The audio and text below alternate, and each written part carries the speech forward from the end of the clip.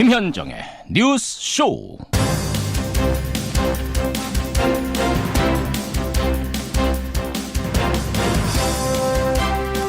애청자 여러분 안녕하십니까? 이번 주 다음 주 2주 동안 우리의 눈은 우리의 마음은 평창에 가 있습니다만 서울에서도 결코 한눈 팔 수 없는 뉴스들이 쏟아져 나옵니다. 지난달 이명박 전 대통령은 기자회견을 하면서 내 측근들은 죄가 없다. 나에게 책임을 물어달라 이랬는데요. 그런데 그 측근들이 하나둘 입을 열고 있습니다. 아버지의 다스 지분은 MB 것이었다. 이명박 전 대통령의 조카 다스 부사장 이동형 씨가 검찰에서 이런 증언을 내놨다는 소식이 전해지죠. 또 도곡동 땅 매각 대금을 MB 장남 이시영 씨가 쌈짓돈처럼 썼다라는 진술도 나왔습니다. 국민들이 수없이 다스는 누구 거냐 물었습니다. 이제 MB 본인이 답하지 않고는 버틸 수 없는 때가 가까워 온 듯합니다.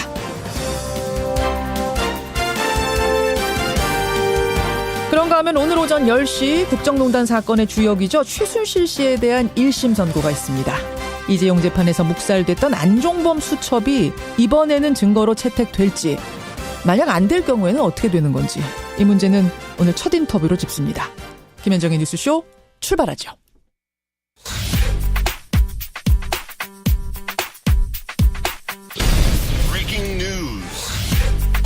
김현정의 뉴스쇼가 주목한 오늘의 포인트, 김정훈 기자 나와 있습니다. 어서 오세요, 김 기자. 네. 첫 포인트 뭐부터 볼까요? 대화의 빗장녀는 강경 펜스입니다. 예, 펜스 미국 부통령. 사실은 평창올림픽에 와서는 미국 인사들, 북한 인사들하고 눈길도 안 마주쳤잖아요. 그렇죠. 근데 북한과의 대화 가능성을 언급했다는 거예요. 네, 워싱턴 포스트 보도 내용인데요. 펜스 부통령이 대화를 원하면 대화하겠다 이렇게 말했다는 겁니다. 예. 물론 최대한의 압박 정책을 지속해야 한다는 의지도 함께 밝히긴 했고요. 또 제재 완화를 위해서 북한이 어떻게 행동해야 하느냐 이런 질문에는 알 수 없다. 그렇기 때문에 우리는 대화를 해야 한다. 이렇게 답했습니다. 예. 아시다시피 펜스 부통령은 미국에서 대표적인 대북 강경파로 꼽히는 인물이어서요. 그렇죠. 미국의 입장에 변화가 있는 것 아니냐 이런 추측도 나오고 있거든요. 이와 관련해서 틸러슨 미 국무장관은 북한과의 대화가 준비되는 때를 정하는 건 정말 북한에 달려있다 이렇게 언급하기도 했습니다. 이 타이밍에 네. 이 타임에 북한이 한 발만 더 나와주면 좋겠어요. 조심스럽긴 하지만요. 핵실험이나 미사일 도발을 중단할 것이라는 메시지도 찾아볼 수는 있거든요. 예. 일본 조총련 기관지죠. 조선신보가 어제 기사에서 북남 대화와 관계 개선의 흐름이 이어지는 기간 북측이 핵실험이나 탄도로켓 시험 발사를 단행하지 않을 것이라고 내다보는 건 타당성이 있다. 이렇게 밝힌 거죠. 그러니까 이게 물론 뭐 북한의 공식 입장은 아닙니다만 어쨌든 대화를 재개하는데 우리는 더 적극적으로 나설 필요가 있다라는 뉘앙스, 또 분위기는 풍기고 있어요. 네네. 그렇죠. 상당히 중요한 국면에 와 있는 것 같은데 남북, 미국 다 기회를 좀 놓치지 않았으면 좋겠습니다. 다음 포인트 가죠. 네, 성추행 의혹 검사 긴급 체포입니다. 오늘 아침 속보입니다. 현직 부장검사가 긴급 체포가 됐어요. 성추행 의혹. 네, 문제의 검사는 의정부지검 고양지청 소속의 한 부장검사입니다. 예. 검찰 성추행 사건 진상규명 및 피해회복 조사단이 어제 이 부장검사를 검찰청 사무실에서 긴급 체포한 겁니다. 예. 현직 검사, 그것도 부장검사가 긴급 체포되는 것은 대단히 이례적인데. 그래서 지금 예. 이제 성추행이라고 우리 김정은 기자 표현했습니다만 단순 성추행 정도가 아니라 성희롱, 성추행, 성폭행 중에 조금 더 높은 수위가 아니냐라는 얘기도 나와요. 네, 그런 분석도 나오고 있는데 아직 정확한 사건 경위는 알려지진 않고 있어요. 예. 어쨌든 안태근 전 검사장의 성추행 의혹 사건을 계기로 출범한 조사단이 이렇게 수사 대상을 확대하는 모습이네요. 그래요. 예. 검찰 내부가 좀 바짝 긴장하고 있을 것 같은데 마지막 포인트 하나 더 가죠. 네, 최민정의 금빛 질주입니다. 여자 쇼트트랙의 간판 최민정 선수 오늘 금메달을 좀 기대해봐도 되는 거죠? 네, 여자 쇼트트랙 500m 준준 결승에 진출한 최민정 선수죠. 예선에서 42초 870의 올림픽 신기록을 세웠거든요. 예, 그러니까 예. 한국의 두 번째 금메달을 기대해봐도 좋지 않을까요? 그렇죠. 올림픽 5연패를 노린 중국 선수들이 장벽이긴 하지만요. 최 선수의 선전을 응원해 보겠습니다. 여자 쇼트트랙 500m 경기는 저녁 7시부터 준준결승부터 준결승 결승까지 내리 진행됩니다. 7시. 네. 오늘 7시 뜨겁겠는데요. 여기까지 김정훈 기자 수고하셨습니다. 네. 국정농단 재판을 받아온 최순실 씨에 대한 선고 공판이 서울중앙지법에서 열립니다. 삼성으로부터 35억 이상의 훈련 지원금을 받은 다음에 정유라를 위해 사용한 사실이 있죠. 아닙니다. 최 씨가 받는 형량은 고스란히 박 전 대통령에게 영향을 미칠 것으로 보입니다. 예, 앞서 전해드린 대로 최순실 씨에 대한 1심 선고가 오늘 오전 10시에 열립니다. 재판이 시작된 지 450일 만이고요. 공소장에 적힌 혐의 여러분 기억하세요? 18개입니다. 예. 특검이 요구했던 형량은요. 징역 25년형이었습니다. 벌금도 1,185억 원을 물어라. 이거였죠. 과연 재판부는 오늘 어떤 판결을 내릴까요? 사실은 이재용 부회장 지난주 선고에서 뇌물 액수가 상당히 깎였었기 때문에 그리고 안종범 수첩도 증거로 인정이 안 됐었기 때문에 이제 이런 게 오늘 재판에 어떤 영향을 미칠까? 이게 포인트입니다. 이분의 예상을 들어보죠. 판사 출신입니다. 더불어민주당 박범계 의원 연결을 해보겠습니다. 박 의원님 안녕하세요. 네, 반갑습니다. 박 의원님이 오늘 재판의 판사시라면 네네. 최순실 씨한테 얼마나 선고하시겠어요? 김세윤 부장판사 재판부인데요. 예. 최순실과 박근혜 전 대통령 양쪽의 재판을 다 맡고 있어서 국정농단의 이제 본체를 다루는 재판부라고 보면 되겠습니다. 그렇죠. 그런데 이미 김세윤 재판부 22부는 지난번 그 장시호 또 김종 문체부 차관에 대해서 안종범 수석의 이제 업무 수첩 이런 증거 능력을 인정을 했습니다. 그래서 제가 볼 때는 대략은 그 주요 혐의 특히 뇌물수수 삼성으로부터의 뇌물수수 부분에 대해서는 유죄 지난번 김진동 재판부가 했던 것처럼 예. 대략 한 그 말과 관련된 부분들은 다 유죄가 나오지 않을까. 그렇게 예측하고 있습니다. 예측. 구형량이 징역 25년형이었거든요. 특검이 요구한 게. 지금 선고형을 지금 물으시는 거죠? 그렇죠. 얼마나 구형은 이 정도였는데 오늘은 그럼 어느 정도나 인정돼서 어느 정도나 나올 거라 뭐 예측하기 쉬운 건 아닙니다만. 네, 대략 이제 10년 이하로는 못 내려옵니다. 법정형 자체가 특가법 뇌물수수가 징역 10년 이상으로 돼 있기 때문에요. 그렇죠. 그리고 이제 30년까지가 1단계 법정형인데 25년을 이제 구형을 했으니까 특검이 대략 12년에서 15년까지 탄착군이 형성되지 않을까 그렇게 생각합니다. 그 정도로 12에서 15년. 네네.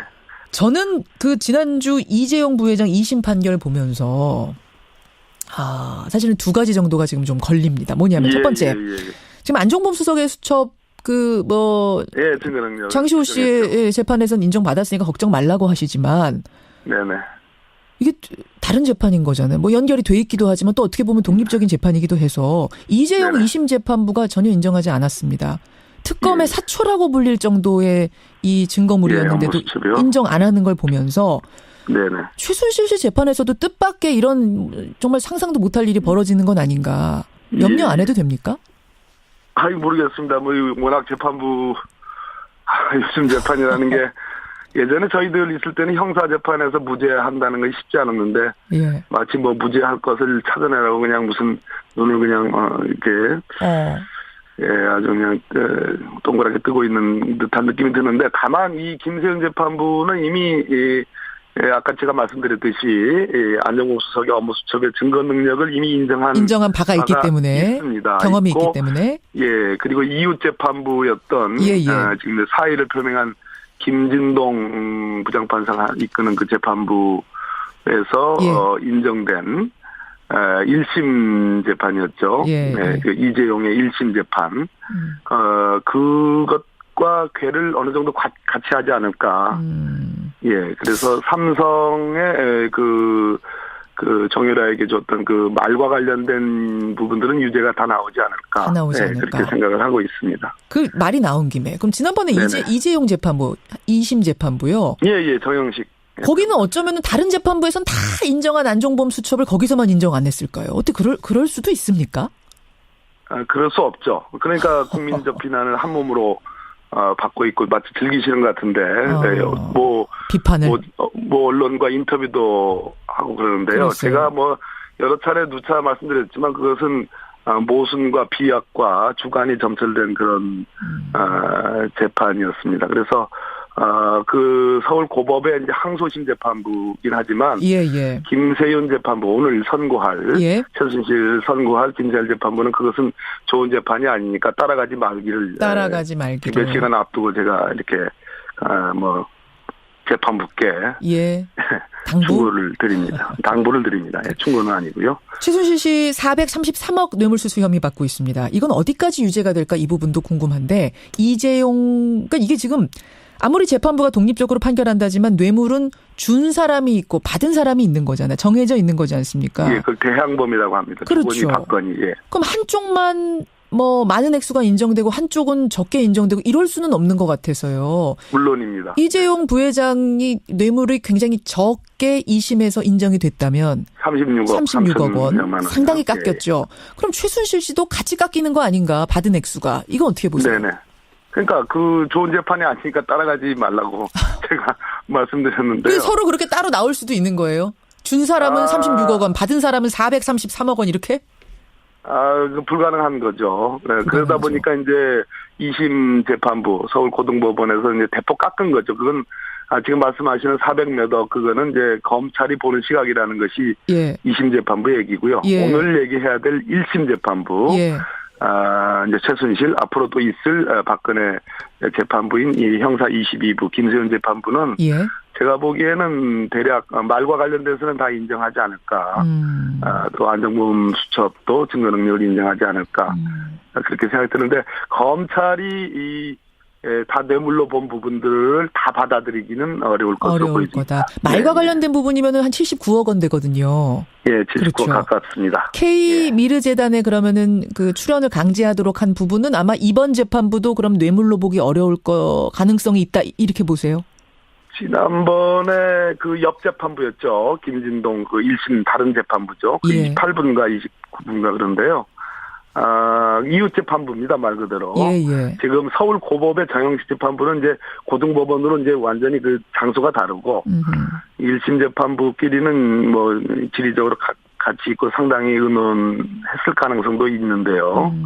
긴밀한 협의라기보다는 그렇기 때문에 미르재단, K스포츠재단까지 뇌물 유죄가 나올까? 그거는 조금 회의적입니다. 알겠습니다. 12에서 15년 정도 본다. 적어도 안종범 수첩에 대해서는 인정받을 거다. 지금 그 말씀하셨어요. 자, 박범계 의원님. 네네. 오늘 주제하고는 좀 다르지만 제가 한 가지만 더 여쭙겠습니다. 지금 다스와 관련된 수사가 착착 진행이 되고 있는 가운데 새로운 게 두 가지 드러났습니다. 하나는 횡령액 그러니까 다스 직원 김종백 씨가 저희 프로그램에 출연해서 폭로했던 내용이 다스 횡령액 120억 원이라고 나오는데 내가 알기로는 더 있습니다. 이 부분을 검찰에서 확인했답니다. 이게 새로 나왔고요. 그래서 공소시효도 늘어난답니다. 이게 하나. 또 하나는 다스가 BBK에 투자한 돈을 회수하는 과정에서 미국에서 소송이 있었는데 이 소송 비용을 삼성전자가 대납했다. 이 사실이 지금 검찰에서 새로 밝혀졌대요. 네, 그렇습니다. 아니 다스하고 아무 관련도 없는 삼성전자가 왜 소송비 수십억을 대납했을까? 이거 어떻게 보십니까? 미국의 에이킨건프라는 세계 한 50위권 이상 이 안으로 들어가는 세계적인 로펌인데요. 돈 많이 받기로 유명한 로펌에 다스의 그 BBK 김경준을 상대로 하는 140억 투자금 반환 소송에 삼성전자가 수십억을 소송비를 대납해줬다는 의혹입니다. 50억 정도 얘기하더라고요. 당시는 이건희 회장이 특별 사면을 받아야 되는 그런 현안이 있었습니다. 그래서 현안이 있으면 바로 어떤 조치를 취하는 삼성의 시스템이 그대로 드러나는 건데요. 그 당시 시점이 2009년이니까 이미 이재용 부회장은 삼성전자 전무로 근무를 할 당시이기 때문에 무관하다고 보기 어려울 거라는 생각이 좀 들고요. 물론 지금 초점은 이학수 당시 삼성전자 부회장이었지만 당시는 제가 알기로는 2009년에는 고문으로 내려앉아 있는 걸로 알고 있습니다. 근데 이 시스템을 잘 연구를 해보면 이것이 지금 삼성전자 이재용 부회장에게 무죄가 난 부분, 즉 정영식 서울고법재판부 항소심 재판부에서 소위 포괄적 현안을 부정했지 않습니까? 근데 그런 그 어떤 시스템 그런 논리 구조가 깨질 수도 있다. 그래서 상당히 유관성이 있다. 저는 그렇게 보여집니다. 아니 그리고 다스와 BBK하고 나는 다 상관없다는 게 이명박 대통령의 지금까지 주장이었는데 네네. 만약 50억 원의 소송비를 대납을 해줬다면 삼성전자가 이명박 전 대통령하고 아무 상관도 없는 회사에 대해서 왜 이렇게 대납을 해줬을까가 설명이 안 되는 거죠. 바로 아까 제가 말씀드렸듯이 이건희 회장의 특별 사면이 있었죠. 원포인트 사면이요. 그렇죠. 예. 이 소송비를 대납했다는 그 시점에 맞물려 있습니다. 그러니까 현안이 있으면 한다는 그런 구조가 여실히 드러나는 거라고 저는 보여집니다. 바로 이 합리적인 의심을 가지고 결국 다스의 주인은 누구인가, BBK와 이명박 대통령의 관련성은 뭔가도 역으로 추적을 해볼 수 있는 또 하나의 증거가 잡힌 것 같습니다. 여기까지 보죠. 박범계 의원님 고맙습니다. 네, 감사합니다. 판사 출신입니다. 더불어민주당 박범계 의원이었습니다.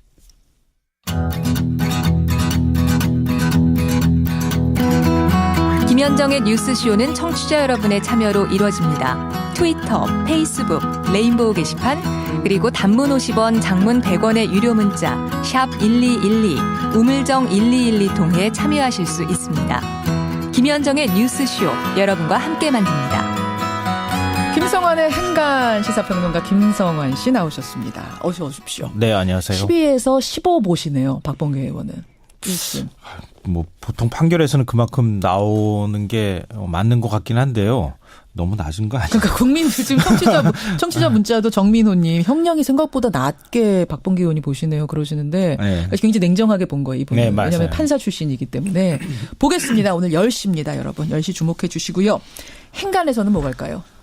평창 동계올림픽 요즘 뭐 온 국민들의 관심을 끌고 있죠. 그럼요. 근데 청와대 국민청원 게시판에 우리가 이렇게 동계올림픽에 관심을 끈 사이에 아주 흥미로운 청원이 하나 올라왔습니다. 청원이 사실은 굉장히 여러 가지가 올라와서 어떤 거 주목하신 거예요? 국회의원에게 시간당 7,530원 이 최저 시급을 적용해달라 이런 내용인데요. 이거 저도 봤어요. 청원 기준인 한 달을 이틀 앞둔 어제 드디어 청원 기준 충족 인원인 20만 명을 돌파했습니다. 돌파했군요. 국회의원에게 최저임금을 적용하라는 국민청원. 이 뉴스의 행간을 좀 살펴볼까 합니다. 이게 언제 올라온 청원이에요? 이게 지난달 15일 날 올라왔는데요. 그동안에 우리가 뭐 평창 동계올림픽 개막에 북한 응원단 뭐 김현정 부부장 방한 김현정 아니요 김여정 방남 이런 뭐 굵직한 뉴스 챙기느라고 관심을 조금 안 가졌었어요. 근데 어제 이제 기사들이 나오기 시작한 거죠. 이제 마지막 한 20만 명을 돌파하느냐 마느냐 가지고 관심을 끄는 사이였으니까요. 국회의원의 급여를 최저시급으로 책정해달라. 네. 이게 청원 요지는 이렇습니다. 이 최저시급 인상 반대하던 의원들부터 최저시급으로 책정하고 최저시급으로 일하는 노동자들처럼 점심 식사비도 하루 3,500원으로 지급해달라. 나란 일 제대로 하고 국민에게 인정받을 때마다 인센티브를 주는 방식으로 바꿔달라. 그런 식으로. 네. 어제 19만 명을 돌파했었는데요. 아마 기사 영향 때문인지 청원 참여자가 갑자기 늘어가지고 오늘 새벽 제가 이 방송 들어오기 전에 확인해봤거든요. 25만 명을 돌파했습니다. 그 사이에요? 네. 갑자기 청원자가 확 늘어났습니다. 국회의원들한테 최저시급 7,530원을 적용하라는 국민청원 20만 명 돌파 뉴스. 이 뉴스의 행간 이면 많이 숨어 있을 것 같네요. 뭐가. 첫 번째 행간은 이 시대 최고의 웃픈 블랙 코미디다입니다. 웃기면서도 슬프셨어요? 네. 저는 이 청원 보면서 딱 이 생각이 들었는데요. 이게 얼마나 웃기면서 슬픈 풍자입니까? 그러게요. 국민들이 오죽하면 이런 청원을 올리겠어요. 오죽하면. 뭐 허구한 날 정쟁으로 날 새는 줄 모른다. 뭐 이런 얘기는 참 많이 나오는데요. 민생법안 하나 지금 통과시키지 못하는 상황이잖아요. 그래요. 국회 문은 열어놨지만 법사위를 통과 못하는 겁니다. 법사위원장이 강원랜드 채용 청탁 리스트에 이름이 턱 오르면서 좀 한 발짝도 꼼짝 못하고 있는 거 아닙니까? 법사위원장 물러나시오 이렇게 얘기를 하니까 여당 쪽에서 그럼 야당에서 우리 국회 보이콧하겠다 이렇게 지금 나오고 있는 상황 아닙니까? 다른 상임위 전부 보이콧하겠다 이거잖아요. 또 다른 한쪽에서는 이혼 도장을 찍니 많이 하다가 몇 달째 당을 쪼개고 붙이느라고 정신이 없습니다. 그러니까 우리 국민들이 국회의원에게 최저임금을 적용할 수 있다고 생각하겠습니까? 이 상황에서. 네. 그러니까 최저임금을 적용하고 싶어도 할 수가 없다는 것도 잘 알고 있어요. 또 청와대에 이런 청원을 넣는다고 청와대가 국회 임금 바꿀 수 있을까요? 안 되는 거 국민들 다 알면서도 네. 오죽하면. 그러니까 국회가 직접 국회의원들이 세비로 결정하기 때문에 청와대가 아무리 뭐라 해도 국회의원들이 그냥 올려 그러면 올릴 수 있는 거예요. 그러니까 내릴 가능성도 없다는 거죠. 그런데 굳이 이런 청원을 올리고 20만 명을 돌파해서 25만 명까지 갔다는 것은 국회를 향한 통렬한 비판이자 풍자다. 한편의 블랙 코미디다 이런 생각을 한다는 거죠. 통렬한 풍자다. 맞습니다. 두 번째 행간 뭔가요? 두 번째 행간은 최저임금 인상 반대 속상 스튜핏이다입니다. 스튜핏은 알겠어요. 요즘에 뭐 유행. 속상 스튜핏은 뭐예요? 그러니까 최저임금 인상 반대하는 국회의원들을 보면서 굉장히 속상하다는 거예요. 속상 스튜핏 이거예요. 유행어 혹시 모르세요? 스튜핏은 알겠는데. 그레이트하고 스튜핏. 속상은 또 몰랐대요. 속상 스튜핏이다. 그러니까 국회의원 중에서 최저임금 인상에 반대하는 또 최저임금 인상 폭이 너무 크다고 반대하는 의원들이 상당수가 있잖아요. 그러니까 국민들의 눈에는 그게 배부른 자의 투정같이 보인다는 거예요. 혹시 올해를 기준으로 해서 국회의원 세비가 얼마인 줄 아세요? 이게 한 월 1,000 정도 되지 않아요? 1,000만 원이 좀 넘습니다. 넘어요? 1억, 그러니까 1년으로 따지면 그냥 순수하게 받는 돈만 1억 4천만 원 정도 돼요. 아하. 월 평균 1,150만 원 정도가 되는데요. 여기에 각종 수당 뭐 등등해서 다 붙이고 특활비까지 하면은 이거보다 훨씬 많겠죠, 사실은. 그렇죠. 그럼 최저임금을 인상한 뒤에 노동자 한 명이 받는 그러니까 최저임금을 기준으로 해서 월급은 얼마쯤 될까요? 7,540원 시급을 적용해서 주당 40시간 일한다고 가정을 하면 월 157만 3천 원입니다. 뭐 국회의원 세비에 비해서는 10분의 1도 안 되는 금액이라고 볼 수 있는데요. 그러니까 국회의원들이 이렇게 돈 받는 노동자들, 청소 노동자, 알바생의 고충을 과연 알고나 있을까? 이걸 지금 국민들이 얘기하고 싶은 거 아닌가 싶은데요.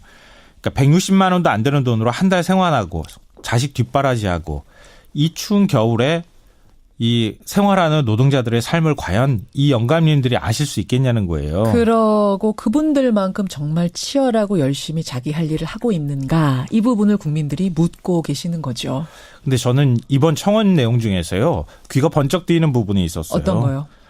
나란 일 제대로 하고 국민에게 인정받을 때마다 인센티브를 주자. 인센티브 주자. 법안 통과 하나 잘하면 잘했어. 하나 인센티브 주고. 뭐 몇십만 원 좀 더 얹어주고 그렇게 하면은 법안 통과 열심히 하지 않을까? 민생 법안 관심 좀 더 많이 갖지 않을까? 뭐 이런 생각도 사실은 해봤습니다. 그러네요. 마지막 행간 뭔가요? 마지막 세 번째 행간은 그 어려운 걸 자꾸 하라지 말입니다. 입니다. 이건 무슨 뜬금없는 말씀이세요? 그러니까 처음 국민청원 만들었을 때요. 불만의 목소리가 있었어요.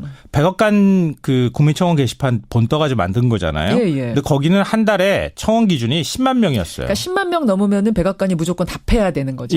근데 우리는 20만 명으로 2배 높였거든요. 높아요. 아니 이렇게 기준을 높이면 청원이 이게 과연 가능하겠냐 이런 얘기를 했는데요. 지금 어떠냐? 국회의원 최저임금 적용 외에도 20만 명을 돌파한 청원이 답변을 기다리는 게 6건이 있어요. 와, 그래요? 나경원 의원 평창 올림픽 위원직을 파면해달라. 35만 1,000명이 지금 청원했어요. 가상화폐 규제 반대, 미성년자 성폭행 형량 올려달라. 대전 아파트 단지 내 횡단보도 교통사고 가해자 처벌해달라. 그거. 초중고 페미니즘 교육 의무화해달라. 정영식 판사 특별감사 청원한다. 이게 다 20몇만 명에서 지금 30만 명가량 되는 청원이에요.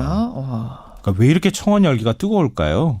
국민의 정치 참여 열기가 뜨거워진 측면도 있지만 국민의 뜻과 다르게 정치가 움직이는 건 아닐까 이런 생각을 하게 된다는 거죠.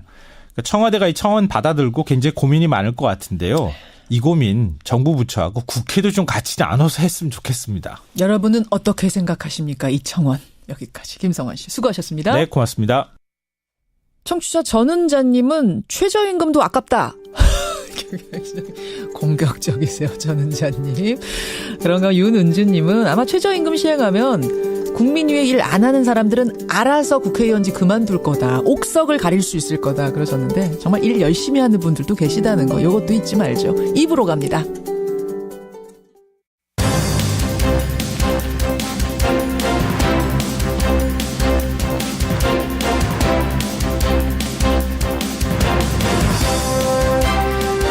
뉴스쇼 2부 출발합니다. 여러분 자동차 회사인 한국 GM이요. 몇 년째 눈에 띄는 신차도 없고 공장 가동률은 떨어지고 심지어 한국에서 철수할 거라는 소문까지 자자했었는데 얼마 전 미국 본사에서 경영진이 한국에 왔습니다. 우리 정부에 지원을 요청한다. 이렇게 말을 했습니다. 과연 우리 정부는 여기서 어떤 선택을 해야 되는 걸까요? 한국 GM의 노림수는 뭘까요? 오늘 이 경제 문제 쉽게 풀어줄 분 한 분을 스튜디오에 초대했습니다. 잠시 후에 만나보죠. 그리고 화요일의 코너 뉴스닥 준비가 되어 있습니다. 세미래정책연구소 허성무 소장, 이준석 노원병 당협위원장, 상한가 하한가 보드의 이름들을 쭉 보니까 좀 뜻밖의 이름도 있고요. 맞다 싶은 이름도 있고 그렇습니다. 잠시 후에 보드를 확인을 해보죠. 그리고 화제 인터뷰에서는 지난 그 개막식 날, 올림픽 개막식 날 여러분 92개국 선수단이 쭉 입장할 때 그 1시간여 동안 둥그렇게 서서 계속 춤췄던 사람들 기억나세요? 예. 손을 머리 위로 올려서 박수를 치기도 하고 뭐 프리스타일 댄스를 추기도 1시간 내내 춤을 췄던 그분들 알고 보니까 자원봉사자였답니다. 무대의 흥을 돋구는 아주 중요한 역할을 했었는데 이 무한 댄스로 화제가 되고 있는 자원봉사자 가운데 한 분 만나서 그날의 뒷이야기들 들어보죠. 50원에 담은 100원의 장문 유료 문자 샵 1212 카톡 레인보우까지 열어놓고 출발합니다. 한국 GM, 미국을 본사로 하는 자동차 회사죠. 제네럴 모터스의 한국 지부입니다. 예전에 우리가 GM 대우라고 불렀던 바로 그 회사. 이 한국 GM이요. 지난 몇 년간의 실적 부진으로 경영위기에 몰려있다는 거. 이거는 잘 알려진 사실입니다. 그런데 최근에 미국 본사에서 해외 사업부문 사장이 방한을 했습니다. 청와대를 비롯한 정부 기관과 접촉을 했답니다. 근데 이게 왜 뉴스가 되느냐. GM에서요. 대규모 구조 조정, 심지어는 한국 시장 철수까지 언급을 하면서 우리 정부의 경제적인 지원을 요청했다. 이런 내용들이 지금 알려지고 있는 거죠. 자, 도대체 어떻게 된 얘기인지, 문제가 되는 부분은 뭔지, 어떻게 대처를 해야 되는 건지 오늘 이 문제 좀 짚어보겠습니다. 경제평론가 윤석천 씨 오늘 스튜디오에 직접 모셨습니다. 어서 오십시오. 예, 안녕하세요. 윤석천입니다. 예. 뉴스쇼에는 처음 인사하시는 건데. 예, 처음입니다. 분위기가 어떠세요? 라디오 방송이라서 그런지 굉장히 정겹고요. 오히려 TV 방송보다는 저는 뭐 좀 좋은 것 같아요. 훈훈합니다. 사실은 TV에서 많이 뵀던 분인데 오늘 우리 뉴스쇼 청취자들께 좀 쉬운 설명, 편한 설명을 해주시려고 직접 오셨어요. GM, 한국 GM. 사실 몇 년간 판매가 부진하다는 건 저도 알고 있었습니다만 어느 정도나 부진한 거예요, 실적이? 몇 년간 부진했다고 할 수 있을 정도는 아니고요. 사실은 2002년에 한국 GM이 대우자동차를 인수했는데 그 이후로 뚜렷한 베스트셀러카가 없죠. 그러니까 떠올리면은 딱 떠오르는 게 없어요. 그렇죠. 딱 떠오르는 자동차가 없습니다. 경차 중에서는 스파크 정도인데 사실 경차라니까 이윤이 좀 박하겠죠. 그 정도지 나머지 차 같은 경우에는 거의 만년 꼴찌 수준을 갖다가 내수시장에서 보이고 있으니까. 그래요. 적자는 가중될 수밖에 없겠죠. 예. 사실 한국 GM은 약간 좀 독특합니다. 수출 비중이 한 85%에 달해요. 예. 수출이요? 완성차가 아니라 반제품 조립 형태로 외국에 수출하는 게 한 85% 정도 되는데 그게 전면적으로 거의 중단되다시피 했고요. 내수도 한 두 자릿수에서 한 자릿수로 지난해에는 한 7.4% 정도 점유율을 기록했으니까 거의 회사가 적자는 불가피하다고 할 수 있고 완전히 2조를 넘는 상태의 자본이 완전히 잠식된 상태고요. 2조가 넘게. 그렇죠. 지난해까지 한 추산해보면 한 2조 6천억 정도의 누적 적자가 있는 상태니까 좀비 기업이라고 할 수가 있겠죠. 좀비 기업이라고 할 외부의 정도로? 어떤 부채라든지 도움이 없으면 자체적으로는 생존할 수 없다. 왜 그렇게까지 좀비 기업이라고 할 정도로까지 심각해진 거예요, GM? GM이 이제 가장 큰 타격은 아까도 말씀드렸듯이 아주 독특한 그 비즈니스 모델을 갖고 있어요. 현대기아차 같은 경우는 완성차 위주로 수출을 하는데 반조립 상태의 제품을 갖다가 외국에 수출을 합니다. 물론 부품 같은 경우는 거기다 외국 본사, 그러니까 미국 GM 본사에서 들여와서 여기서는 조립하는 형태가 굉장히 많아요. 물론 일부 부품은 여기서 생산을 하기도 합니다만은. 근데 2014년 정도, 2013년, 2014년에 걸쳐서 유럽에서 그 쉐보레 브랜드가 완전히 철수를 합니다. 그러니까 당연히 그쪽으로 들어가는 수출 물량이 거의 중단되다시피 했겠죠. 왜 철수한 거? 안 팔려서? 쉐보레도 안 팔리죠. 사실 쉐보레가 글로벌 자동차 시장에서 그렇게 큰 인지도가 있는 기업이라고 얘기할 수는 없죠. 미국 시장에서는 GM의 어떤 트럭이라든지 이런 분에 약간의 강점이 있지만은 유럽에서는 큰 인기가 없어요. 그렇죠. 특히 승용차 부분에서는 사실 그렇게 커다란 어떤 브랜드를 갖고 있는 회사가 아니다 보니까 유럽 시장에서 사실은 철수를 시작했습니다. 그래서 그 대안으로 이제 러시아에서 공장을 차려가지고 러시아 시장을 공략하자고 했는데 금융위기 이후에 2014년도에 루블화가 폭락합니다. 서방의 그 제재가 가해지잖아요. 그렇죠. 그 바람에 러시아 시장도 완전히 죽어버렸어요. 러시아 시장에서 철수하면서 수출 물량이 뭐 대폭적으로 줄어든 거죠. 그 다음에 아까도 말씀드렸듯이 뭐 내수 시장의 부진 등등이 합해지면서 사실은 이런 적자가 가중됐다고 할 수가 있을 겁니다. 제가 공장 가동률 표를 지금 가지고 있거든요. 네네네. 4곳의 공장이 있는데 부평 공장만 정상 가동이 되고 있고 그렇죠. 뭐 창원 공장이니 군산 공장이 다 가동률이 어떤 곳은 70%, 어떤 곳은 심지어 20%를 밑도는 곳도 있어요. 전체가 말하자면 기계가 10개 있는데 2개밖에 안 돌릴 정도? 그렇죠. 가동률이라는 건 그런 걸 의미하는 거니까 사실 군산의 가동률은 한 20% 정도 되는데요. 군산 같은 경우가 바로 크루즈라든지 올란도 이런 그 제품을 생산하는 업체인데 사실 얼마 전에 승용차 부분은 완전히 올스탑 했습니다. 일단 가동 중단을 했어요. 그 정도예요. 목적은 뭐냐면은 표면적인 이유는 사실은 그렇게 얘기를 해요. 재고 소진이지 일시적인 중단이지 완전 중단은 아니다라고 하는데 사실은 이거는 한국 정부라든지 이걸 압박하기 위한 하나의 데몬스트레이션 아닌가. 저는 그렇게 해석도 가능하다. 예. 자, 여기까지 일단 상황 파악했습니다. 한국 GM이 처한 상황 지금 이렇습니다. 그래서 상황이 이렇게 급박해지니까요. 미국 본사에서 왔어요. 해외 사업부문 사장이 우리나라에 온 것까지는 좋습니다. 뭐 그럴 수 있죠. 그래야죠. 그런데 와서 청와대, 기재부, 산자부, 산업은행 관계자들을 만납니다. 여기까지도 그럴 수 있죠. 그럴 수는 있어요. 근데 문제는 지원해달라. 안 그러면은 최악의 경우 우리는 한국에서 철수할 수 있다. 이런 카드를 꺼냈다는 얘기가 솔솔 들려옵니다. 어떻게 좀 알고 계세요? 이 정부에서는 뭐 사실 뭐 철수 얘기는 뭐 공식적으로는 뭐 부인을 하고 있죠. 그다음에 뭐 그런 지원 자체도 맨 처음에는 없었다고 했다가 입장을 바꿔가지고 있기는 있었다라고 얘기를 하고 있습니다. GM 측이 요구하는 거는 뭐 당연한 거예요. 어떻게 당연하다기보다는 뭐 일반적인 것들입니다. 가령 뭐 재정 지원, 세제 지원을 요구를 하는 거고. 세제 지원. 그다음에 산업은행이 거기에 2대 주주입니다. 한 17%의 지분을 갖고 있으니까 자기들이 이번에 한 3조 원 규모의 증자를 진행을 하겠다. 그러니까 산업은행도 참여를 해라. 그러니까 산업은행이 지분율대로 따지면 한 5,100억 정도가 되는 거죠. 5,100억을 증자, 그러니까 자본을 갖다가 자신들이 늘릴 테니까 그 자본에 대한 그 증자에 참여를 해달라는 요구를 갖다 공식적으로 하고 있는 거죠.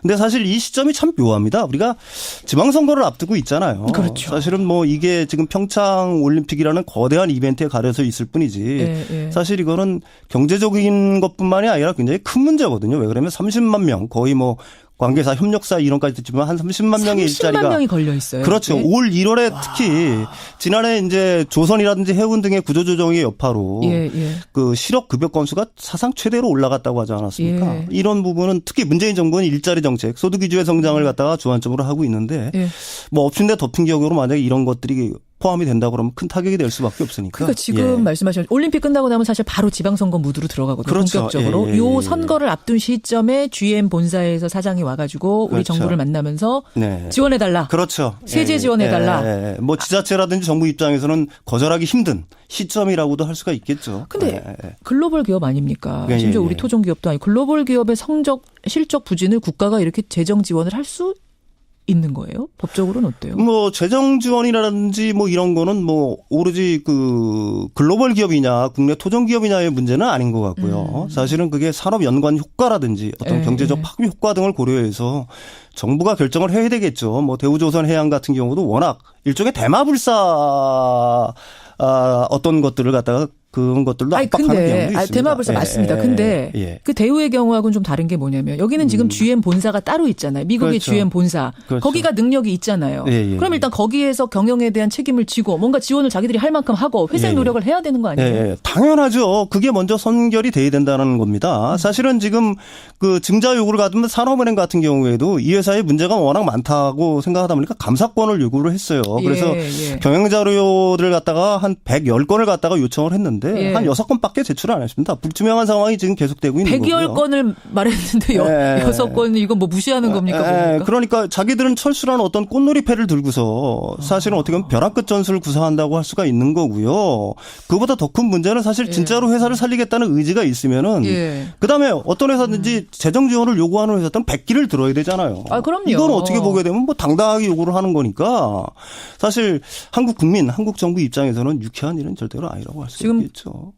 꽃놀이패라는 단어를 쓰셨는데 저는 그게 귀에 꽂힙니다. 그러니까 이렇게 해서 한국 정부가 지원해서 뭐 회생하면 좋고, 그렇죠. 뭐 몇 년 뭐라도 더 우리가 회생하면 좋고, 아니면 철수해도 좋고.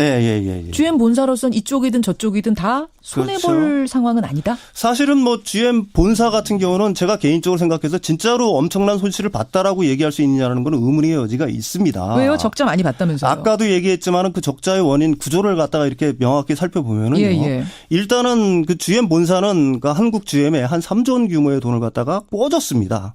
워낙 적자가 많이 나니까. 미국 본사가 한국 GM에 꿔주는 그렇죠. 형태로. 근데 이제 거기까지는 문제가 없어요. 물론 문제는 있습니다. 진짜로 회사를 살리겠다라고 그러면은 꿔주는 게 아니라 대출이 아니라 자본 전입을 했어야 되겠죠. 그렇죠. 근데 그 이자가 문제가 되고 있는 거예요. 이자가 연리 한 5% 정도 되니까 현재 같은 몇 년 동안 저금리 상황, 특히 미국에서는 채권 발행할 때 뭐 금리가 얼마나 되겠어요. 회사차 같은 경우에 뭐 거의 뭐 1% 뭐 이내로 이렇게 빌릴 텐데 5%나 받았어요. 그렇죠. 5%를 받았다 그러면 이거는 뭐 어떻게 보면 전부 다 어떻게 보면 고금리 장사라고도 할 수가 있을 거고요. 이자놀이 했다는 얘기가 그래서 나오는 거예요. 또 있습니다. 사실은 그 R&D 자금 같은 경우도 어마어마하게 챙겨갔어요. 연구 기술을 그렇죠.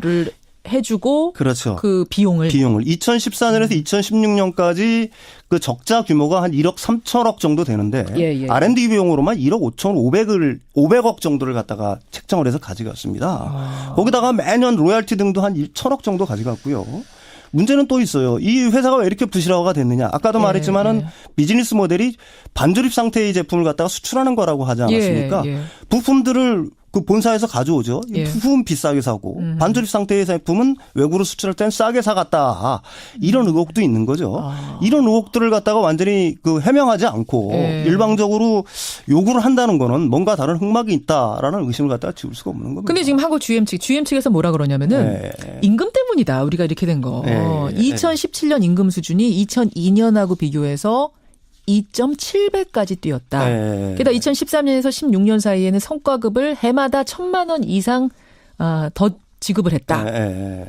이렇게 얘기하고 있는데 이거 어떻게? 뭐 임금이 오른 거는 사실이죠. 그렇지만 자동차 회사 다른 현대기아차의 임금 수준은 지금 한국 GM보다 낮은가요? 그렇지 않습니다. 높았지 낮지는 않거든요. 그런데 그런 기업들은 어쨌든 흑자를 내면서 하고 있지 않습니까? 그러네요. 인건비가 부담이 되는 건 사실이지만 그게 경영 적자의 원인이라고 말한다는 거는 사실은 현실을 오도하는 거죠. 자, 그럼 이제 어떻게 할 것인가? GM에서는 잃을 게 없다. 이거 뭐 정부가 지원해줘서 회생하면 좋고 못하면 철수하면 되고. 근데 문제는 우리 노동자들 아닙니까? 30만 명의 우리 국민들 일자리가 걸려 있는 문제. 그래서 우리 정부가 난감하고 고민에 빠질 수밖에 없는 건데. 어떻게 해야 된다고 일단은 보세요? 외국 글로벌 기업의 한국 생산 기지 자체는 사실은 자체 생존력이 없어요. 왜요? 그렇지 않습니까? 모든 기술이라든지 신차 개발이라든지 연구 개발은 전부 다 본사에서 진행을 하는 거고 여기는 오로지 생산 기지뿐만이 아니니까 그러니까 GM의 글로벌 기업의 어떤 본사의 어떤 전략에 따라 가지고는 이 공장은 언제든지 폐쇄될 수 있다는 것 같다가 생각을 해야 됩니다. 따라서 이 부분에 일자리가 걸려 있으니까 지원을 갖다가 물론 저도 주안점을 둬서 생각을 해야 되지만 먼저는 경영 투명성이 아까도 얘기했지만 전제가 돼야 되는 거고 두 번째는 이 회사가 미래 성장 가능성이 있느냐. 가령 한국의 그 이 GM을 갖다 진짜로 발전시키고 성장시킬 수 있는 의지가 있느냐. 전기차라든지 뭐 핵심을 아니면 미래의 자율차라든지 아니면 연구 개발을 갖다가 어느 정도 이 한국에 준다든지 하는 걸 갖다가 일단 고려를 해야 될 것 같고요. 약속을 받고 그렇죠. 받을 수 있는 건 다 약속 받고. 그렇죠. 기존에 또 산업은행은 거부권을 갖고 있었어요. 그게 지난해 말로 했지만 이사의 결을 갖다 거부할 수 있는 권한도 이번에 만약에 증자를 포함하게 되면은 다시 그걸 뭐 영속적으로 간다든지 하는 어떤 보완책을 갖다가 강구하지 않은 상태에서 일방적인 지원은 사실은 밑빠진 독에 물 붓기라고 할 수가 있겠죠. 자, 여러분 문자 지금 많이 들어옵니다. 일단은 쉬운 설명 감사합니다. 이런 문자 윤석천 선생님한테 문자가 오고 있고 지원하자는 얘기는 사실은 거의 없어요. 지원하자는 얘기는 거의 없는데 혹시 GM 다니시는 분 없으십니까? 여러분 청취자 중에 한국 GM 30만 명 그 일자리 중에 한 분 없으세요? 뭐 이렇게 자회사에 연결돼 있거나 어떤 식으로든 있으면 좀 보내주시고요. 올림픽 뭐 선거 이런 것 때문에 사실은 좀 놓치기 쉬운 경제 뉴스인데 오늘 그 밑바닥까지 잘 풀어주셨습니다. 고맙습니다. 감사합니다. 경제평론가 윤석천 씨였습니다.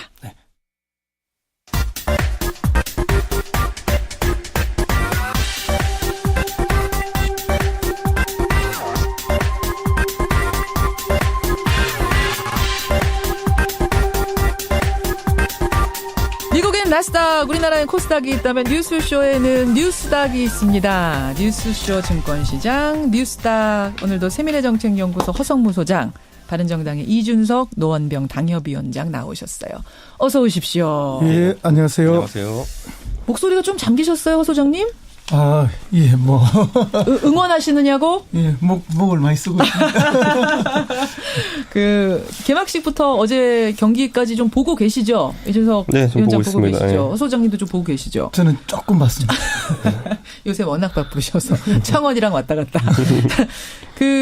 저희가 잠시 후에 뭐 개막식에서 그 무한 댄스 췄던 둥그렇게 서서 그 자원봉사장 중에 한 분도 만나긴 할 텐데 어떤 장면 제일 기억나세요, 이준석 위원장? 저는 제가 이제 소위 말하는 공돌이라서 그런지 몰라도 그 드론 하늘에 쫙 띄워놓은 거 그거 보면서 야, 저거 어떻게 충돌 방지 알고리즘을 구현했지? 난 그거 계속 생각하고 있었습니다. 1200대 드론이 지들끼리 날아가다가 이 바람도 불고 이러기 때문에 부딪히고 이러면 어떻게 그거를 방지하려고 조절했을까? 했지? 뭐 이런 것들. 네. 화면에 자세히 보니 한 대는 떨어지는 느낌이 있어요. 아, 그랬어요?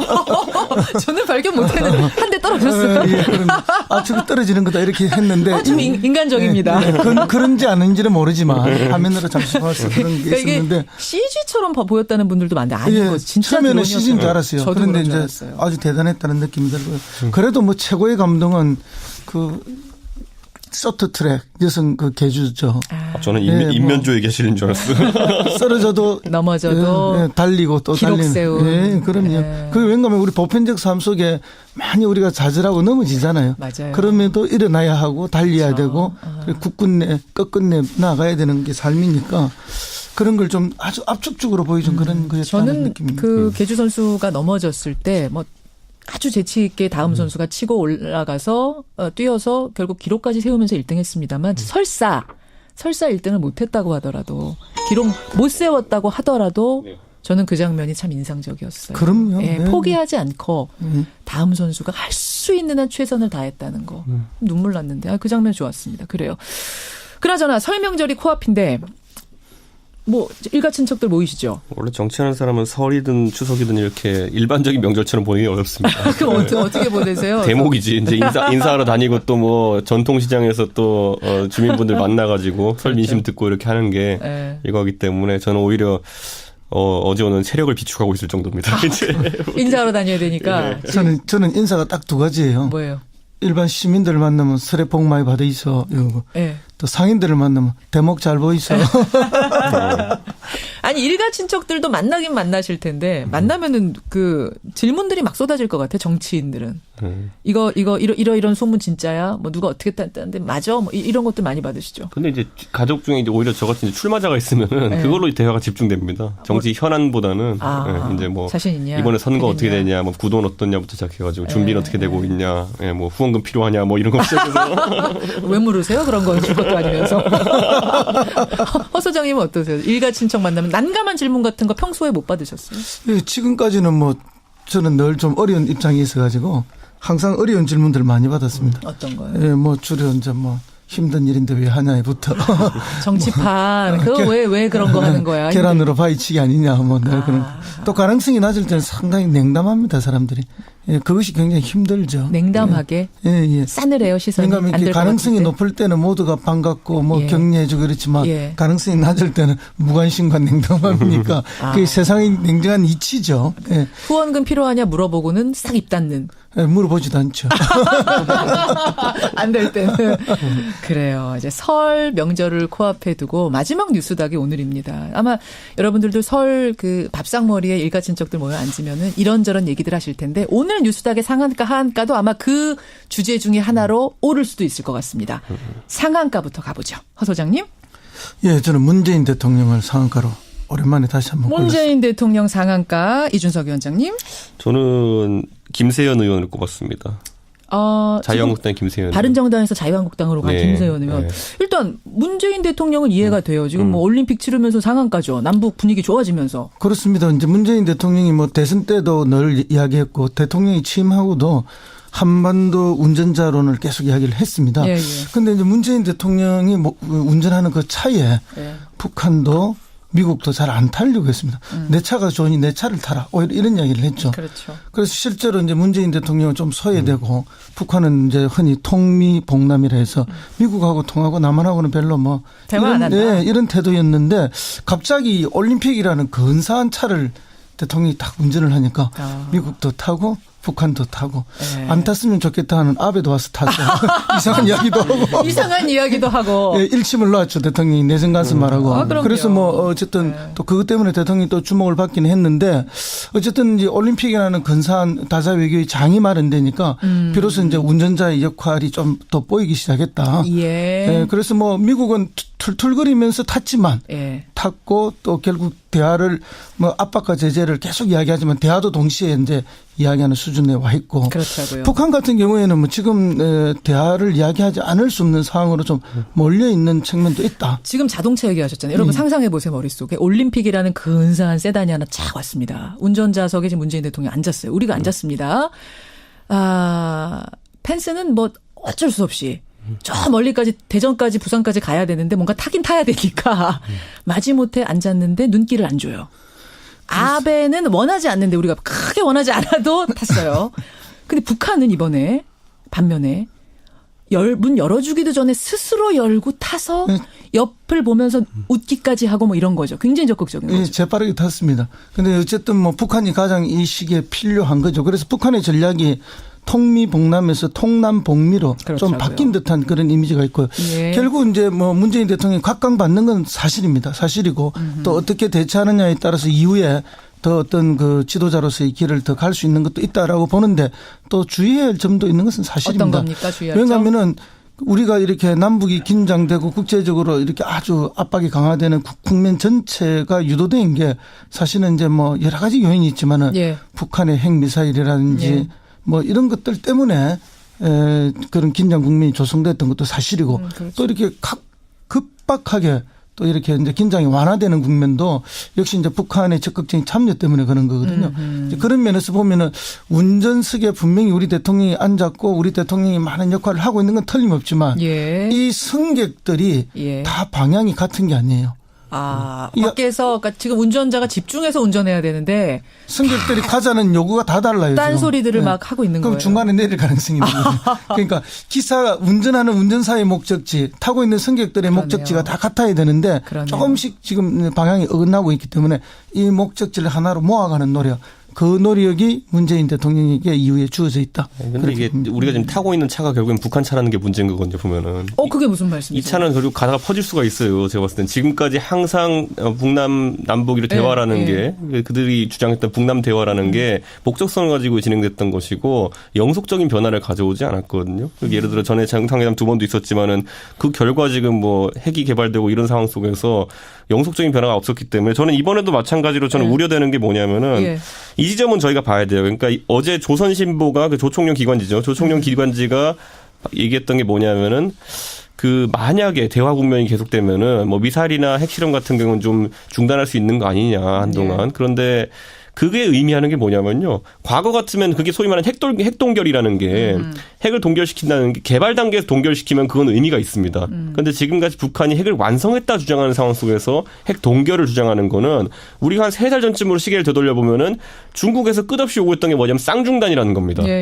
한미 연합 군사훈련을 중단하고 핵은 동결하자고 했거든요. 핵을 폐기하자가 아니라 그 두 가지를 하자고 했던 건데 지금 그렇게 돼버렸어요. 그 모양새가 보면은 한미 군사훈련은 일시 연기된 상태이고 핵을 동결할 수 있다는 제스처를 보낼 수 있는 건데 핵 동결이라는 게 아까 말했던 것처럼 만드는 단계에서 핵 동결은 의미가 있지만 만들고 난 다음에 핵 동결은 뒤집어 말하면은 핵 인정과 가까운 형태로 비춰질 수도 있습니다. 그렇기 때문에 이게 저는 이번 정부에서 어쨌든 회담의 조건으로 핵 동결을 받아들였을 때는 그건 또 아까 우려했던 것처럼 국론 분열이라는 게 일어날 수 있는 거거든요. 그 부분이 우려스럽다. 허 소장님. 뭐 충분히 그런 걱정할 수 있고요. 또 그런 걱정을 많이 하는 보수적인 분들도 많이 계시죠.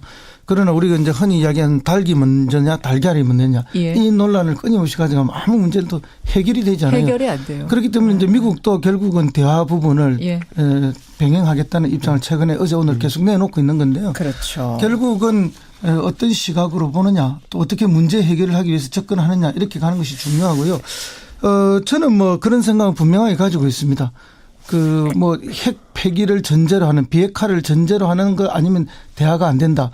이건 결국 대화하지 말자는 논리로 가는 겁니다. 그러니까 조금씩 양보를 하면서 그럼요. 좀 우리의 목표는 있는 거잖아요. 그리고 평화라는 목표를 향해 가야 북한도 합니다. 이런 강한 압박과 제재 속에서 국가 체제를 유지하기가 사실은 여러 가지 부담스러운 측면이 있습니다. 그러니까 이렇게 적극적으로 나오는 거 아닙니까? 적극적으로 나올 수밖에 없습니다. 그럼 우리가 활용을 해야죠. 최대한 활용을 해야죠. 그렇기 때문에 이제 이 운전자론이라는 것이 운전자 마음대로라는 게 아니에요.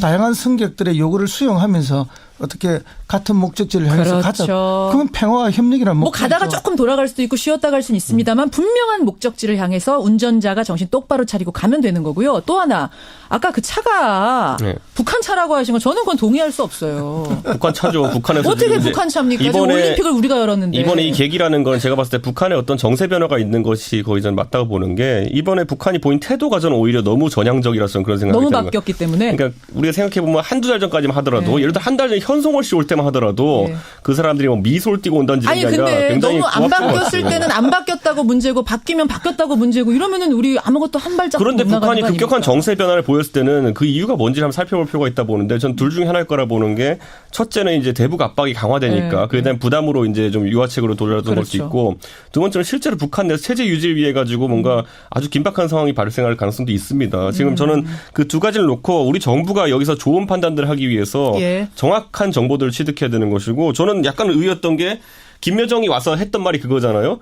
저도 오게 될 줄 몰랐는데 갑자기 오게 했다고 했잖아요. 그건 북한 내에서 분명히 급박한 어떤 상황 판단들이 있었다는 건데 그런 걸 좀 그걸 활용을 해야 되는 거 아니에요? 그 이제 급박한 상황 변화가 있을 수도 있지만은 북한 입장에서 보면은 우리 쪽에서 대부분 북한에 대한 이 과대평가가 있는가 하면 때로는 과소평가도 있어요.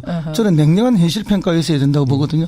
북한은 우리하고 다른 국가 체제이기 때문에 그런 급박한 정세 변화를 가져올 수 있는 결정을 내릴 사람이 있는 거예요. 그러나 우리는 그렇게 함부로 우리의 그 판단이나 의사결정을 바꾸기가 어렵죠. 알겠습니다. 그런 차이를 인정해야 되죠. 그러니까 이 아까 그 비유는 그 정도로 우리가 휘둘리지 말아야 된다는 걸 강조하신 정신 똑바로 차리고 운전석을 꽉 잡아야 된다. 요 정도로 이해를 하는 것으로 하고 이준석 위원장이 상한가 아까 김세연 의원을 꼽으셨는데 자유한국당 의원을 상한가로 꼽아 오신 게 굉장히 오랜만 같아요. 그렇죠. 그런데 이제 김세연 의원의 특수성이라는 게 있는데 사실상 바른정당에서 김세연 의원의 위치는 이렇게 표현하면 그렇지만 좀 독보적이었습니다. 무슨 말이냐면 식으로? 결국에는 뭐 바른정당에서 이런 말이 나오기도 했죠. 선고 라인이냐고 저 라인이. 그건 무슨 말이에요? 이게 소위 말하는 서울대 경제학과 라인. 그러니까 유승민 이해운, 김세연으로 이어지는. 정말 그러고 보니까 다 같은. 네, 그 서울대 경제학과의 선고 라인이 아니냐 하면서 실제로 바른정당 내에서 그분들이 실제로 대표, 원내대표, 정책의장 다 하셨잖아요, 보면은. 그러니까 결국은 그 상황 속에서 김세연 의원이 결국에는 뭐 지역구 사정 때문에 부산 금정구 사정 때문에 이제 자유한국당 복당했는데. 문제는 이제 최근에 이제 기사 나오는 것들이 김세연 의원의 부산시장 출마설이 이제 이게 나오고 있거든요. 그럼 제가 아는 김세연 의원의 성격이라면은 그분은 이런 거 아닌데 만약 생각이 조금이라도 없거나 아니면 이런 뭐 뒷얘기 없으면은 바로 손살에 치면서 정정해달라고 이렇게 하고 하실 분입니다. 그러니까 분석 기사만 나도 그거 아니에요. 바로 정정해 주세요. 이렇게 뜻을 밝힐 굉장히 정도로. 철저한 분이기 때문에. 그런데 최근에 그런 시그널이 좀 없고 오히려 이제 출마에 대한 함합평들이 이제 올라오는 걸 보니까 저는 이게 자유한국당에서 실제로 김세연 의원을 출마시키는 의도가 있는 것 같다. 본인도 오케이 한 것 같다. 그렇죠. 왜냐하면 우리 익히 알지만 홍준표 대표와 서지명수 시장 같은 경우에 둘 간에 좀 약간 소원한 관계가 있었다고 최근에 풀린 것처럼 보이지만은 홍 대표가 좀 뒤끝이 있는 분이기 때문에 그게 풀렸다고 해가지고 끝까지 풀리진 않을 것 같습니다. 그래서 그런 지점도 있고 두 번째로는 또 그에 비해서 박민식 의원이라든지 대안 출마자들의 이야기도 나오고 있는데 그에 대해서도 홍준표 대표가 굉장히 부정적인 반응들을 보이는 그게 보이거든요. 그런데 김세연 의원 같은 것도 아까 말씀드렸듯이 바른정당에서 특수한 위치에 있기 때문에 그분이 출마한다 그러면은 이렇게 표현한 것지만 좀 힘 풀리는 사람 많을 겁니다. 바른정당에서. 바른정당에서 후보 안 낼 수도 있단 말씀이세요? 내겠죠. 내가 나가고 싶은 사람이 있으면은. 그런데 적극적으로 뭔가 선거운동 할 만큼 하기 쉽지 않은 게 당내 핵심 인사였던 사람이 출마했는데. 그리고 자유한국당 간 것에 대해서 바른정당 의원들이 되게 불쾌하거나 그런 거 아니에요? 그게 저도 굉장히 특이했던 게 돌아간 사람들, 예를 들어 김성태 의원이나 장제원 의원에 대해서는 굉장히 당원들이나 이런 사람들이 극도의 반감을 보이는 경우를 봤거든요. 그런데 제가 김세연 의원 출마설이 뜬 다음에 당원들 카톡방이라는 데 분위기를 보니까 언젠간 유승민 대표 함께 하실 분인 거 알기 때문에 저희가 이해를 그 길을 이해합니다. 뭐 이런 게 올라와요. 그러니까 제가 봤을 때 정당에서 그러니까 이게 제가 굉장히 특이한 걸 느꼈던 게 뭐냐면은 실제로 그러니까 사람이 옮길 때도 옮겨갈 때도 어떻게 옮겨가느냐가 참 중요하다는 걸 느꼈던 게 뭐냐면은 김세현 의원 같은 경우에는 자기가 왜 그렇게 하는지 설명도 많이 하고 이렇게 해가지고 당원들 사이에서 그게 약간 좀 이해가 되어 있는 상황이에요. 인심을 잃지 않고 갔군요. 네. 그러니까. 그런데 반대로 그러다 보니까 자유한국당에서 선거 기획을 하는 사람이 있다면은 그게 굉장히 중요한 요소거든요. 이번 선거에서는 보수 후보 단일화 후보가 이 사람이 자기들이 내는 후보가 될 수 있겠냐 아니면 주요 후보가 될 수 있겠냐인데 그런데 이제 당내에서는 뭐 그런저런 개인 처신이나 이런 것 때문에 상한가가 될 수는 있는데요. 어쨌든 지금 부산 서병수 시장님도 그렇고 지금 김세현 의원도 그렇고 어찌 보면 부산의 토호 내지는 부산의 재벌들 아들들이에요. 그러니까 부산 시민들 입장에서 보면은 이분들이 시장에 대해서 과연 부산 시민들의 이익을 얼마나 잘 챙겨줄까, 시민들을 잘 보살필까, 아니면 부산 지역의 토호들의 이익을 대변할까 하는 이런 측면이 또 전혀 다른 판단이 있는 거예요. 그런 면에서 보면은 뭐 이제 개나 고동이나 비슷하다 이런 느낌으로 바라보기. 제가 뭐 갑자기 좋은 어패류를 이야기해서 죄송합니다만, 이제 결국은 뭐 당내에서 이렇고 저렇고 뭐 이런 이야기들은 충분히 판단할 수 있고 또 재미나는 이야기 있을 수 있지만은 시민들의 입장 보면은 누가 더 시민들의 이익을 대변해 줄 수 있는 그런 어떤 토양과 품성을 가진 후보일까? 민주당은 누가 후보 나옵니까? 민주당은 여러 명이 지금 이야기가 되고 있습니다. 누구요? 뭐 오거돈 후보도 있고, 오거돈, 또는 뭐 지금 현직 장관 김영춘 장관 이야기도 있고, 또 다른 뭐 분들도 이야기가 있는데 아직은 오리무중인 것으로. 제가 지난번에 그 남경필 지사가 이제 의원하시다가 때려치고 이제 남경필 그 경기도지사 후보로 나갈 때 그때 당내에서 중진들이 거의 반협박적으로 남경필 지사 이제 몰아붙이는 걸 봤거든요. 뭐 네가 젊은 나이에 이제 정치 시작해서 당에서 받는 혜택이 많으니까 지금 나가 선거에서 당을 돕고 그 분위기가 저는 안 봐도 지금 약간 느껴집니다. 김세현 의원에 대해서. 그러니까 뭐냐면 결국에는 이 새누리당이라는 조직, 자유한국당 조직의 특성이 뭐냐면요.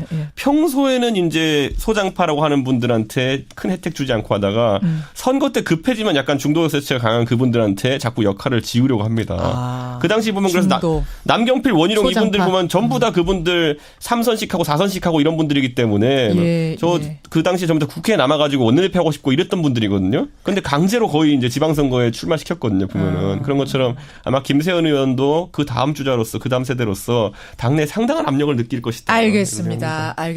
오늘 굉장히 내용들이 뜨겁네요. 하한가를 가야 되는데 시간이 많지가 않아서 일단 누구 고르셨는지와 이유를 짧게 허 소장님. 저는 뭐 검찰을 또 하한가로 골랐습니다. 또 올랐어요. 검찰. 왠지는 알겠습니다. 성범죄 문제 때문에. 그렇죠. 뭐 과거에도 뭐 그 성접대 검사, 벤처 검사, 스폰서 검사 이런 이야기 많았잖아요. 그런데 그때는 뭐 개인적 일탈처럼 이야기했지만은 지금 보니까 이게 매우 검찰 내에 광범하게 퍼져 있는 조직의 하나의 문화처럼 돼 있는 게 성추행, 성폭행 이런 게 내부에서도 일어나고 어제 긴급 체포됐습니다. 현직 검사가 성범죄에 연루돼서 긴급 체포. 지금 내용이 어떤 건지는 피의사실 공표 문제 때문에 그런지 알려지진 않고 있습니다만 긴급 체포라면 이건 중대한 거예요. 일부 언론에서 이미 나왔던데요. 공표했어요, 그냥? 술자리에 가서 뭐 이렇게 술자리에 데려가서 입맞춤을 한 것으로 그 기사가 맞다면은. 그래서 그 여검사는 뭐 이미 직을 떠난 것으로 되어 있고, 그러니까 피해자가 상당한 피해를 호소했다는 것이고 그러니까 부장검사급이라는 것 자체가 이제 또 그럼 위계에 의한 거 아니겠습니까? 부장검사입니다. 그러니까 저는 그래서 이거는 이제 검찰의 내부적으로도 검찰 내부의 이런 뭐 권력 문화 때문에 그런 거기 때문에 내부 문화도 바꿔야 되지만은 검찰이 또 대국민적으로도 절대 권력이지 않습니까? 기소 독점권, 수사 독점권을 들고 그래서 검찰도 통제받는 권력이 돼야만 그리고 그런 제도 개선이 있어야만 내외부적으로 문화 개선이 가능하다 봅니다. 하한가 안 줄 수가 없네요. 검찰. 이준석 위원장. 저는 김상곤 교육부 총리를 하한가. 김상곤 부총리 왜요? 그러니까 이게 사실 선거에 있어서 우리가 이제 그 문재인 정부에서 가장 유명한 장관은 박상기 장관이고요. 이런 전 일 때문에. 법무부 장관. 네, 그런데 그분은 이제 이슈가 되는 일들을 많이 이제 좀 손을 대셨기 때문에 그랬던 것이고. 다만 이제 저도 이제 동네 가보면 카페나 이런 데서 가장 주요하게 언급되는 분은 또 김상곤 교육부 총리 교육 정책들입니다. 입시, 그러니까 입시 정책에 대해서 하신 말씀들. 이런 거. 어제도 보면 뭐 서울 내신 수능 4등급이 서울대 가는 것이 뭐 그게 오히려 민주주의적인 것이다 뭐 이런 얘기도 하시고. 영어 4등급. 그러니까 그게 그런 이야기가 이제 얘기 돌기 시작하면은 사실 입시는 공정성이거든요. 첫째는 공정성이, 두 번째는 사람들이 좀 인정할 수 있어야 되는데 그 부분이 흔들리기 시작하면은 과연 문재인 정부의 교육 정책이라는 것의 지향점이 어디냐에 대해서 의심받게 되니까. 알겠습니다. 좀 그런 부분 좀 챙겨야 될 것 같습니다. 그렇습니다. 다양성이 매우 중요하긴 하지만 공정성을 해쳐서는 안 되죠. 자, 그래요. 그래요. 아까 우리 차요. 이 차에 이제 문재인 대통령이 운전석 잡고 있는 건 분명한데 이 차가 이제 무슨 차냐. 요 얘기에 대해서 지금 게시판이 아주 뜨거워요. 그러니까 보수의 시각 이준석 위원장, 진보의 시각 허성무 소장 이 두 분의 의견이 이렇게 다른데 이게 보수, 진보 결국은 이 보는 시각들이 북핵 문제를 보는 시각들이 이게 다르구나라는 걸 느낄 수 있고 청취자 여러분들도 문자 주십시오. 이게 다양한 의견들이 논의가 되는 게 바람직한 거죠. 오늘 두 분 고생하셨고요. 설 잘 보내시고요. 월요일에 뉴스닥으로 다시 뵙겠습니다. 그 밥상머리 여론 잘 취합해 오셔야 돼요. 숙제 내겠습니다. 고맙습니다. 예, 감사합니다. 뉴스닥 허성무 소장, 이준석 노원병 당협위원장이었습니다.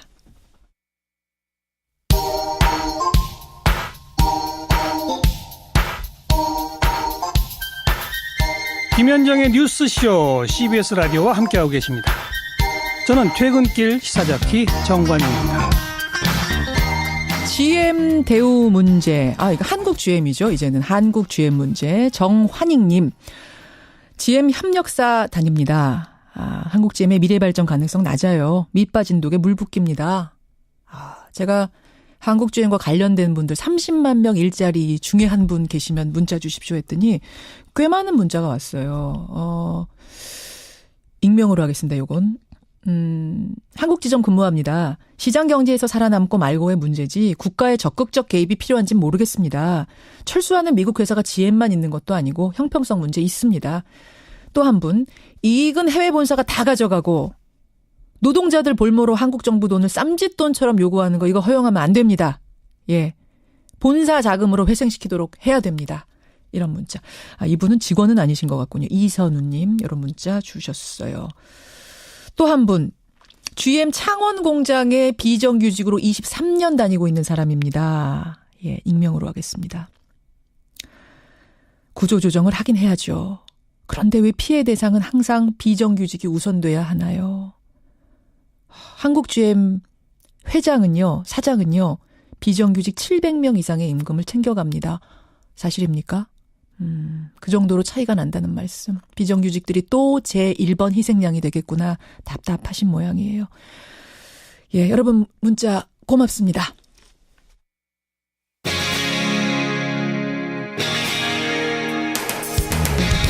여러분께서는 지금 CBS 라디오 김현정의 뉴스쇼를 함께하고 계십니다.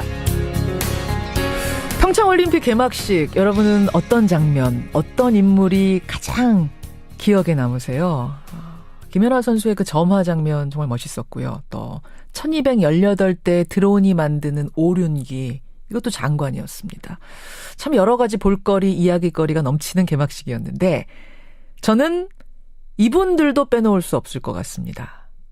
바로 92개국 국가대표 선수들이 입장하는 내내 둥그렇게 원을 만들어서 춤을 췄던 사람들, 여러분 기억하시죠? 알고 보니까요, 전부 다 자원봉사자들이었대요. 예, 이른바 개막식 무한 댄스로 주목받은 자원봉사자들. 그분 가운데 한 분을 오늘 화제 인터뷰에 초대했습니다. 자원봉사자 문영주 씨 연결을 해보죠. 문영주 씨, 안녕하세요. 안녕하세요. 자기소개부터. 네, 안녕하세요. 저는 대학교 이제 3학년인 문영주입니다. 대학생이시군요. 네. 예. 지금 인터넷에서 네. 개막식의 신 스틸러다, 뭐 요새 말로 열일했다, 이런 관심 쏟아지는 거 알고 계세요? 저는 아직 잘 모르겠어요. 아직 그렇게 강한 인상을 남기는지 몰랐는데 지금 이렇게 라디오 나오는 것도 너무 신기하고 얼떨떨한 것 같아요. 네. 그리고 개회식 주인공은 각 국가 선수들인데 화면에 잘 잡히지 않았던 자원봉사자들에게 이렇게 많은 관심을 가져주셔서 정말 정말 감사합니다. 아유, 그 말씀도 이쁘게 하세요. 아니에요. 그날 도대체 얼마 동안 춤춘 거예요? 시간적으로? 약 1시간 정도 춘 것 같아요. 그렇죠. 네. 아주 그냥 계속해서 저는 보면서 야, 저 춥기도 하고 힘들기도 할 텐데 어떻게 끊임없이 저렇게 동작도 굉장히 컸잖아요. 네. 몇 명이나 됐어요, 그날 참여하신 분들이? 총 69명으로 알고 있습니다. 총 69명. 네. 안 힘들었어요? 네, 그냥 진짜 눈앞에서 선수들이 지나가니까 힘든 것보다 이렇게 신기하고 제일 가까운 거리에서 봐가지고 맞아요. 더 열심히 응원해줬던 것 같아요. 하기는 그날 그 관중석에 있었던 사람들보다도 더 가까이 본 거니까. 네, 맞아요. 그러니까 춤은 이렇게 아래 위로 뭐 이렇게 박수 치고 이러면서도 눈은 선수들한테. 네, 맞아요. 근데 저는 보면서 신기했던 게 어떻게 그 많은 인원이 1시간 동안 그렇게 똑같이 율동을 맞춰서 추나 이걸 미리 연습을 그러니까 계획을 짜서 한 건가? 요 동작 다음에 이 동작, 이 동작 다음에 이 동작 연습을 한 거예요? 어떻게 맞춰서 춘 거예요? 저희가 1번부터 6번까지 동작이 있었고 이렇게 귀에 인이어로 끼면은 안무 선생님께서 뭐 이렇게 1번 치세요 이렇게 하고 이런 말 해줘 이렇게 단체로 맞추게 된 것 같아요. 1번 동작은 팔 벌려서 머리 위로 박수치기, 뭐 2번 동작은 어떤 거 3번 이렇게 쭉 6가지가 있고 69명 전원이 인이어 이어폰 끼고 있었어요. 네, 다 인이어로 이렇게 추라고 하는 걸 다 이렇게 쳤어요. 그래서 이제 안무 선생님이 자 6번 이러면 다 같이 6번 네, 맞아요. 3번 이러면 3번. 그럼 정말 철저하게 이게 다 짜였던 거네요. 계획이 돼 있던 거네요. 구멍이 나지 않도록. 네.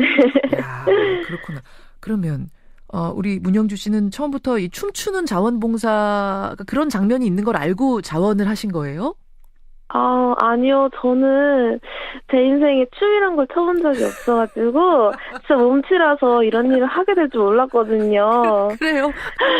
춤을 못 추는데 갑자기 춤을 추라고 하셔서 너무 처음에 당황을 했는데 네, 그래도 되게 큰 무대에서 큰일을 한 것 같아서 뿌듯합니다. 아니, 처음에 댄스 쪽으로 좀 해보시겠어요? 했을 때 그러면 거절하시지 어떻게 그냥 또 하게 되셨어요? 아무도 거절하는 사람이 없어가지고 그냥 이렇게 다 같이 하자라는 마음으로 열심히 했어요. 그렇게 해서 아무도 거절하는 사람이 없는데 나 혼자 저는 잘 이러기도 좀 애매하. 잘하셨어요. 근데 결과적으로는. 감사합니다. 연습은 얼마나 한 겁니까? 연습은 30일부터 거의 근무하는 날마다 저녁 한 8시에 맨날 리허설을 했던 것 같아요. 한 열흘 동안을 한 거네요? 네네네. 많이 추웠을 텐데. 근데 개회식 날은 정말 따뜻해가지고, 다들 이렇게 대기소 왔을 때는 다 땀범벅. 뭐 핫팩 붙이고 이러고 갔던 것도 아니고. 붙이면 더 더워가지고, 전혀 붙일 생각도 안 했어요. 그렇군요. 그날 강남스타일도 나오고 방탄소년단 DNA 같은 노래도 나오고 손에 손잡고도 나오고 맞춰서 춤추기에 제일 어려웠던 곡이 따로 있을까요? 어떤 노래는 동작이 있고 어떤 노래는 약간 프리스타일로 추라는 곡이 있었어요. 어떤 곡? 최신가요 같은 판타스틱 베이비 같은 이런 그런 거는 제가 춤을 잘 못 췄는데 그게 제일 어려웠던 것 같아요. 프리스타일도 있었군요 그날. 근데 이렇게 다들 뻘쭘하니까 이렇게 그냥 몸만 흔들고 여러 가지로 기억에 남는 개막식이었을 것 같은데. 네. 선수들 입장 모습을 제일 가까이에서 본 분으로서 어떤 나라 입장할 때 가장 인상적이었어요? 아무래도 이렇게 공동 입장할 때가 마음이 뭉클해지더라고요. 우리 한반도기 들고 우리나라 선수들, 북한 선수들 공동 입장할 때. 찡했죠. 우리 팀 빼고는 또 어떤 나라? 아무래도 제일 화제됐던 퉁가 선수가 이렇게 이렇게 휘두르면서 나오시는데. 상의 탈의하고 입장한 그 통가 선수? 네.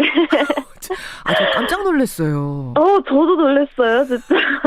거기서도 몰랐던 거예요, 미리? 네, 리허설 할 때는 선수들은 안 하고 그냥 저희들끼리 이렇게 춤만 추었기 때문에 진짜 그렇게 오실 줄 몰랐거든요. 옆에서 볼 때 그 상의 탈의한 선수 좀 떨거나 이러진 않던가요? 네, 떨기보다는 현장 분위기를 더 뜨겁게 만들어 주셔가지고 저도 그 모습 보면서 더 힘나고 춤췄어요. 저도 그 통가 선수 기억에 남고. 네. 그러면 이제 개막식 끝나고 나면 다시 어떻게 다른 업무로 파견이 된 거예요? 아니요. 이제는 다시 폐막식을 준비하고 있습니다. 무한 댄스도 추는 건 아니에요? 아직 확정이 된 건 아니라서 또 한번 할 수 있으면 하고 싶습니다. 우리 문영주 씨 이번에 몸치 탈출 제대로 하셨는데요. 네. 평창의 자원봉사자 네. 대학생 운영주 씨. 자원봉사자들은 조금 고생스러우실 수 있겠지만 흥 돋우는데 아주 쏠쏠한 양념 역할 했다는 거 이거 자부심 가지셔도 좋고요. 네, 감사합니다. 평창을 향해서 크게 지금 응원 보내고 있는 박수 보내고 있는 국민들께 끝으로 한 말씀? 평창이나 강릉에 많이 추위에 떨면서 고생하시는 자원봉사자 분들도 많이 계신데 그렇죠. 그분들께도 많은 관심 가져주셨으면 좋겠습니다. 맞아요. 감사합니다. 밥은 잘 나오죠? 네, 너무 잘 나와가지고 살이 찔 것 같아요. 너무 잘 나와요. 다행이에요. 밥심으로 끝까지 평창올림픽 성공적으로 치르는데 일조해주세요. 네, 감사합니다. 고맙습니다. 네. 예. 개막식 그 무한 댄스의 주인공 여러 자원봉사자 가운데 한 명이었습니다. 문영주 씨였습니다. 청취자 이호선님, 인터뷰 듣고 보니까 개막식이 잘 될 수밖에 없었네요. 긴 시간 춤추느라 많이 힘들었을 텐데 감동입니다. 8060님도 개막식 보면서 봉사자들 힘들겠다. 그때도 춤이 탁탁 막는 게 참 신기하다. 그러셨대요. 이석화님 고생했습니다. 이런 사고방식이 맑은 젊음의 정신 같습니다. 저도 그렇게 생각합니다. 4723님 저는 88 서울올림픽 때 대학 1학년이었는데요. 그때 자원봉사 못한 게 평생의 한입니다. 박소연님 아이고 귀여워라. 연세가 좀 있으신가 봐요 이분. 자원봉사자들 응원합니다 하셨는데요. 마음 따뜻해지는 인터뷰였습니다. 저는 내일 아침 7시 반에 다시 찾아뵙지요. 고맙습니다.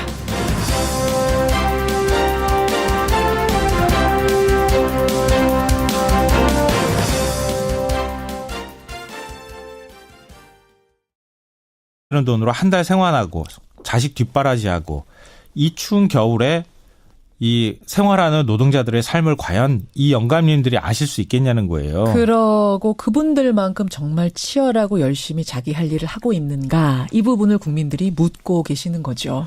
근데 저는 이번 청원 내용 중에서요. 귀가 번쩍 뜨이는 부분이 있었어요. 어떤 거요? 나란 일 제대로 하고 국민에게 인정받을 때마다 인센티브를 주자. 인센티브 주자. 법안 통과 하나 잘하면 잘했어. 하나 인센티브 주고 뭐 몇십만 원 좀 더 얹어주고 그렇게 하면은 법안 통과 열심히 하지 않을까?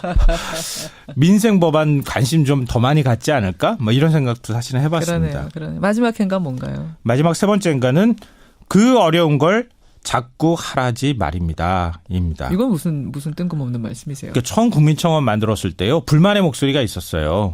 100억간 그 국민청원 게시판 본떠가지고 만든 거잖아요. 근데 거기는 한 달에 청원 기준이 10만 명이었어요. 그러니까 10만 명 넘으면은 100억간이 무조건 답해야 되는 거죠. 예. 근데 우리는 20만 명으로 2배 높였거든요. 높아요. 아니 이렇게 기준을 높이면 청원이 이게 과연 가능하겠냐 이런 얘기를 했는데요. 지금 어떠냐. 국회의원 최저임금 적용 외에도 20만 명을 돌파한 청원이 답변을 기다리는 게 6건이 있어요. 와, 그래요? 예, 나경원 의원 평창 올림픽 위원직을 파면해달라. 35만 1,000명이 지금 청원했어요. 가상화폐 규제 반대, 미성년자 성폭행 형량 올려달라. 대전 아파트 단지 내 횡단보도 교통사고 가해자 처벌해달라. 그거. 초중고 페미니즘 교육 의무화해달라. 정영식 판사 특별감사 청원한다. 이게 다 20몇만 명에서 지금 30만 명가량 되는 청원이에요. 그러니까 왜 이렇게 청원 열기가 뜨거울까요? 국민의 정치 참여 열기가 뜨거워진 측면도 있지만 국민의 뜻과 다르게 정치가 움직이는 건 아닐까 이런 생각을 하게 된다는 거죠. 그러니까 청와대가 이 청원 받아들고 굉장히 고민이 많을 것 같은데요. 이 고민 정부 부처하고 국회도 좀 같이 나눠서 했으면 좋겠습니다. 여러분은 어떻게 생각하십니까? 이 청원. 여기까지 김성환 씨 수고하셨습니다. 네, 고맙습니다. 청취자 전은자님은 최저임금도 아깝다. 공격적이세요, 전은자님. 그런가 윤은주님은 아마 최저임금 시행하면 국민 위해 일 안 하는 사람들은 알아서 국회의원직 그만둘 거다. 옥석을 가릴 수 있을 거다. 그러셨는데 정말 일 열심히 하는 분들도 계시다는 거 이것도 잊지 말죠. 2부로 갑니다.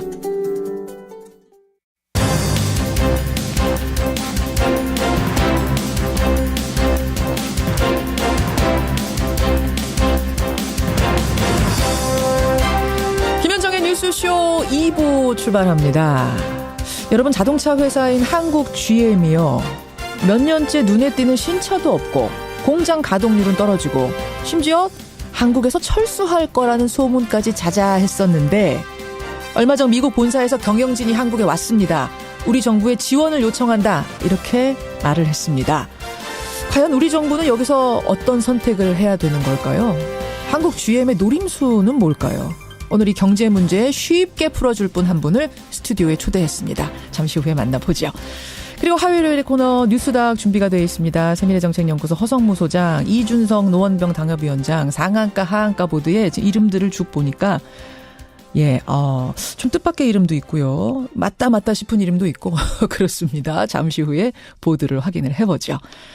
그리고 화제 인터뷰에서는 지난 그 개막식 날, 올림픽 개막식 날 여러분 92개국 선수단이 쭉 입장할 때 그 1시간여 동안 둥그렇게 서서 계속 춤췄던 사람들 기억나세요? 예. 손을 머리 위로 올려서 박수를 치기도 하고 뭐 프리스타일 댄스를 추기도 1시간 내내 춤을 췄던 그분들 알고 보니까 자원봉사자였답니다. 무대의 흥을 돋구는 아주 중요한 역할을 했었는데 이 무한 댄스로 화제가 되고 있는 자원봉사자 가운데 한 분 만나서 그날의 뒷이야기들 들어보죠. 50원에 담은 100원의 장문 유료 문자 샵 1212 카톡 레인보우까지 열어놓고 출발합니다. 한국 GM, 미국을 본사로 하는 자동차 회사죠. 제네럴 모터스의 한국 지부입니다. 예전에 우리가 GM 대우라고 불렀던 바로 그 회사. 이 한국 GM이요. 지난 몇 년간의 실적 부진으로 경영위기에 몰려있다는 거. 이거는 잘 알려진 사실입니다. 그런데 최근에 미국 본사에서 해외 사업부문 사장이 방한을 했습니다. 청와대를 비롯한 정부 기관과 접촉을 했답니다. 근데 이게 왜 뉴스가 되느냐.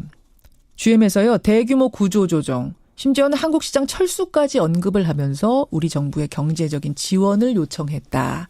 이런 내용들이 지금 알려지고 있는 거죠.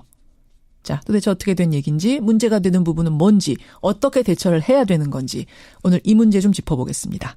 경제평론가 윤석천 씨 오늘 스튜디오에 직접 모셨습니다. 어서 오십시오. 예, 안녕하세요. 윤석천입니다. 예. 뉴스쇼에는 처음 인사하시는 건데. 예, 처음입니다. 분위기가 어떠세요? 라디오 방송이라서 그런지 굉장히 정겹고요. 오히려 TV 방송보다는 저는 18개입니다. 예. 특검이 요구했던 형량은요. 징역 25년형이었습니다. 벌금도 1,185억 원을 물어라. 이거였죠. 과연 재판부는 오늘 어떤 판결을 내릴까요? 사실은 이재용 부회장 지난주 선고에서 뇌물 액수가 상당히 깎였었기 때문에 그리고 안종범 수첩도 증거로 인정이 안 됐었기 때문에 이제 이런 게 오늘 재판에 어떤 영향을 미칠까? 이게 포인트입니다. 이분의 예상을 들어보죠. 판사 출신입니다. 더불어민주당 박범계 의원 연결을 해보겠습니다. 박 의원님 안녕하세요. 네, 반갑습니다. 박 의원님이 오늘 재판의 판사시라면 네네. 최순실 씨한테 얼마나 선고하시겠어요? 김세윤 부장판사 재판부인데요. 예. 최순실과 박근혜 전 대통령 양쪽의 재판을 다 맡고 있어서 국정농단의 이제 본체를 다루는 재판부라고 보면 되겠습니다. 그렇죠. 그런데 이미 김세윤 재판부 22부는 지난번 그 장시호 또 김종 문체부 차관에 대해서 안종범 수석의 이제 업무 수첩 이런 증거 능력을 인정을 했습니다. 그래서 제가 볼 때는 대략은 그 주요 혐의, 특히 뇌물수수, 삼성으로부터의 뇌물수수 부분에 대해서는 유죄 지난번 김진동 재판부가 했던 것처럼 대략 한 그 말과 관련된 부분들은 다 유죄가 나오지 않을까. 그렇게 예측하고 있습니다. 예측. 구형량이 징역 25년형이었거든요. 특검이 요구한 게. 지금 선고형을 지금 물으시는 거죠? 그렇죠. 얼마나 구형은 이 정도였는데 오늘은 그럼 어느 정도나 인정돼서 어느 정도나 나올 거라 예측하기 쉬운 건 아닙니다만. 네, 대략 이제 10년 이하로는 못 내려옵니다. 법정형 자체가 특가법 뇌물수수가 징역 10년 이상으로 돼 있기 때문에요. 그렇죠. 그리고 이제 30년까지가 1단계 법정형인데 25년을 이제 구형을 했으니까 특검이 대략 12년에서 15년까지 탄착군이 형성되지 않을까 그렇게 생각합니다. 그 정도로 12에서 15년. 네네. 저는 그 지난주 이재용 부회장 2심 판결 보면서 사실은 두 가지 정도가 지금 좀 걸립니다. 뭐냐면 첫 번째 지금 안종범 수석의 수첩 증거 능력 장시호 씨의 재판에서는 인정받았으니까 걱정 말라고 하시지만 네네. 이게 다른 재판인 거잖아요. 뭐 연결이 돼 있기도 하지만 또 어떻게 보면 독립적인 재판이기도 해서 이재용 2심 재판부가 전혀 인정하지 않았습니다. 특검의 사초라고 불릴 정도의 이 증거물이었는데도 인정 안 하는 걸 보면서 최순실 씨 재판에서도 뜻밖의 이런 정말 상상도 못할 일이 벌어지는 건 아닌가. 염려 안 해도 됩니까? 모르겠습니다. 뭐 워낙 재판부 요즘 재판이라는 게 예전에 저희들 있을 때는 형사재판에서 무죄한다는 것이 쉽지 않았는데 마치 뭐 무죄할 것을 찾아내라고 그냥 무슨 눈을 그냥 이렇게 아주 그냥 동그랗게 뜨고 있는 듯한 느낌이 드는데 다만 이 김세윤 재판부는 이미 아까 제가 말씀드렸듯이 안정복 수석의 업무 수첩의 증거 능력을 이미 인정한 바가 있기 때문에 있습니다. 경험이 있기 때문에 그리고 이웃 재판부였던 지금 사의를 표명한 김진동 부장판사가 이끄는 그 재판부에서 인정된 1심 재판이었죠. 그 이재용의 1심 재판. 그것과 괴를 어느 정도 같이 하지 않을까. 그래서 삼성의 그 정유라에게 줬던 그 말과 관련된 부분들은 유죄가 다 나오지 않을까. 그렇게 생각을 하고 있습니다. 그 말이 나온 김에 그럼 지난번에 이재용 재판부 2심 재판부요. 정영식. 거기는 어쩌면은 다른 재판부에선 다 인정한 안종범 수첩을 거기서만 인정 안 했을까요? 어떻게 그럴 수도 있습니까? 그럴 수 없죠. 그러니까 국민적 비난을 한 몸으로 받고 있고 마치 즐기시는 것 같은데 비판을 뭐 언론과 인터뷰도 하고 그러는데요. 그랬어요. 제가 뭐 여러 차례 누차 말씀드렸지만 그것은 모순과 비약과 주관이 점철된 그런 재판이었습니다. 그래서 그 서울 고법의 이제 항소심 재판부긴 하지만 김세윤 재판부 오늘 선고할 최순실 선고할 김세윤 재판부는 그것은 좋은 재판이 아니니까 따라가지 말기를 몇 시간 앞두고 제가 이렇게 재판부께 충고를 드립니다. 당부를 드립니다. 충고는 아니고요. 최순실 씨 433억 뇌물수수 혐의 받고 있습니다. 이건 어디까지 유죄가 될까 이 부분도 궁금한데 그러니까 이게 지금 아무리 재판부가 독립적으로 판결한다지만 뇌물은 준 사람이 있고 받은 사람이 있는 거잖아요. 정해져 있는 거지 않습니까? 그걸 대항범이라고 합니다. 그렇죠. 박건이. 그럼 한쪽만 많은 액수가 인정되고 한쪽은 적게 인정되고 이럴 수는 없는 것 같아서요. 물론입니다. 이재용 부회장이 뇌물이 굉장히 적게 2심에서 인정이 됐다면 36억 원 상당히 깎였죠. 그럼 최순실 씨도 같이 깎이는 거 아닌가 받은 액수가. 이건 어떻게 보세요? 그러니까 그 좋은 재판이 아니니까 따라가지 말라고 제가 말씀드렸는데요. 서로 그렇게 따로 나올 수도 있는 거예요? 준 사람은 36억 원, 받은 사람은 433억 원 이렇게? 불가능한 거죠. 그러다 보니까 이제 2심 재판부 서울고등법원에서 이제 대폭 깎은 거죠. 그건 지금 말씀하시는 400몇억 그거는 이제 검찰이 보는 시각이라는 것이 2심 재판부 얘기고요. 오늘 얘기해야 될 1심 재판부. 이제 최순실 앞으로 또 있을 박근혜 재판부인 이 형사 22부 김세윤 재판부는 제가 보기에는 대략 말과 관련돼서는 다 인정하지 않을까. 또 안정범 수첩도 증거 능력을 인정하지 않을까.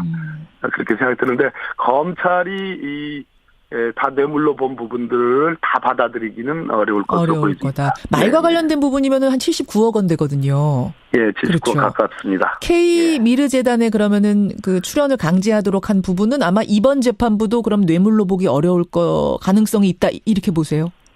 지난번에 그 옆 재판부였죠. 김진동 그 1심 다른 재판부죠. 28분가 29분가 그런데요. 이웃 재판부입니다, 말 그대로. 지금 서울 고법의 정영식 재판부는 이제 고등법원으로 이제 완전히 그 장소가 다르고, 1심 재판부끼리는 뭐 지리적으로 같이 있고 상당히 의논했을 가능성도 있는데요.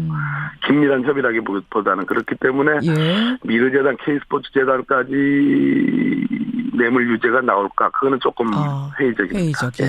알겠습니다. 12에서 15년 정도 본다. 적어도 안종범 수첩에 대해서는 인정받을 거다. 지금 그 말씀하셨어요.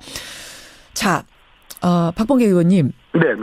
오늘 주제하고는 좀 다르지만 제가 한 가지만 더 여쭙겠습니다. 지금 다스와 관련된 수사가 착착 진행이 되고 있는 가운데 새로운 게 두 가지 드러났습니다. 하나는 횡령의 다스 직원 김종백 씨가 저희 프로그램에 출연해서 폭로했던 내용이 다스 횡령액 120억 원이라고 나오는데 내가 알기로는 더 있습니다. 예. 이 부분을 검찰에서 확인했답니다. 요게 새로 나왔고요. 그래서 공소시효도 늘어난답니다. 요게 하나. 또 하나는 다스가 BBK에 투자한 돈을 회수하는 과정에서 미국에서 소송이 있었는데 이 소송 비용을 삼성전자가 대납했다. 이 사실이 지금 검찰에서 새로 밝혀졌대요. 네, 그렇습니다. 아니 다스하고 아무 관련도 없는 삼성전자가 왜 소송비 수십억을 대납했을까? 이거 어떻게 보십니까? 미국의 에이킨 건프라는 세계 한 50위권 이상 이 안으로 들어가는 세계적인 로펌인데요. 돈 많이 받기로 유명한 로펌에 다스의 그 BBK 김경준을 상대로 하는 140억 투자금 반환 소송에 삼성전자가 수십억을 소송비를 대납해줬다는 의혹입니다. 50억 정도 얘기하더라고요. 예. 당시는 이건희 회장이 특별 사면을 받아야 되는 그런 현안이 있었습니다. 그래서 현안이 있으면 바로 어떤 조치를 취하는 삼성의 시스템이 그대로 드러나는 건데요. 그 당시 시점이 2009년이니까 이미 이재용 부회장은 삼성전자 전무로 근무를 할 당시이기 때문에 무관하다고 보기 어려울 거라는 생각이 좀 들고요. 물론 지금 초점은 이학수 당시 삼성전자 부회장이었지만 당시는 제가 알기로는 2009년에는 고문으로 내려앉아 있는 걸로 알고 있습니다.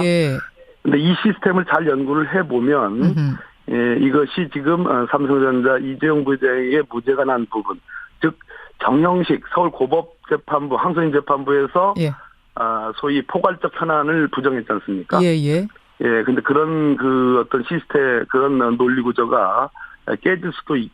그래서 상당히 유관성이 있다. 저는 그렇게 보여집니다. 아니 그리고 다스와 BBK하고 나는 다 상관없다는 게 이명박 대통령의 지금까지 주장이었는데 만약 50억 원의 소송비를 대납을 해줬다면 삼성전자가 이명박 전 대통령하고 아무 상관도 없는 회사에 대해서 왜 이렇게 대납을 해줬을까가 설명이 안 되는 거죠. 바로 아까 제가 말씀드렸듯이 이건희 회장의 특별 사면이 있었죠. 원포인트 사면이요. 그렇죠. 이 소송비를 대납했다는 그 시점에 맞물려 있습니다. 그러니까 현안이 있으면 한다는 그런 구조가 여실히 드러나는 거라고 저는 보여집니다. 바로 이 합리적인 의심을 가지고 결국 다스의 주인은 누구인가, BBK와 이명박 대통령의 관련성은 뭔가도 역으로 추적을 해볼 수 있는 또 하나의 증거가 잡힌 것 같습니다. 여기까지 보죠. 박범계 의원님 고맙습니다. 네, 감사합니다. 판사 출신입니다. 더불어민주당 박범계 의원이었습니다.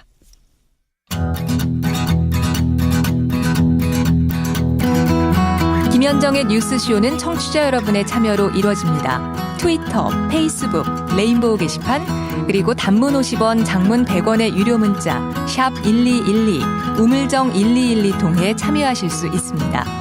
김현정의 뉴스쇼, 여러분과 함께 만듭니다. 김성환의 행간 시사평론가 김성환 씨 나오셨습니다. 어서 오십시오. 네, 안녕하세요. 12에서 15. 김현정의 뉴스쇼.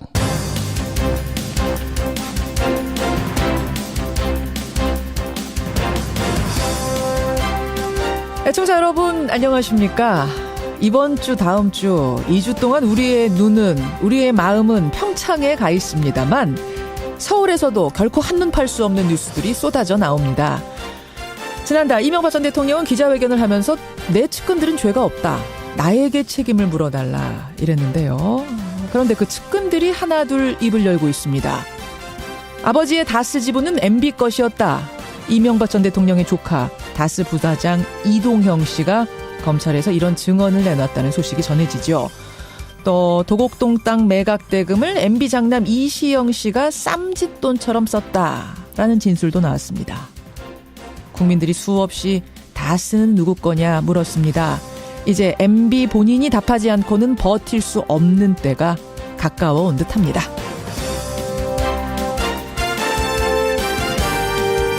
그런가 하면 오늘 오전 10시 국정농단 사건의 주역이죠. 최순실 씨에 대한 1심 선고가 있습니다. 이재용 재판에서 묵살됐던 안종범 수첩이 이번에는 증거로 채택될지, 만약 안 될 경우에는 어떻게 되는 건지, 이 문제는 오늘 첫 인터뷰로 짚습니다. 김현정의 뉴스쇼 출발하죠.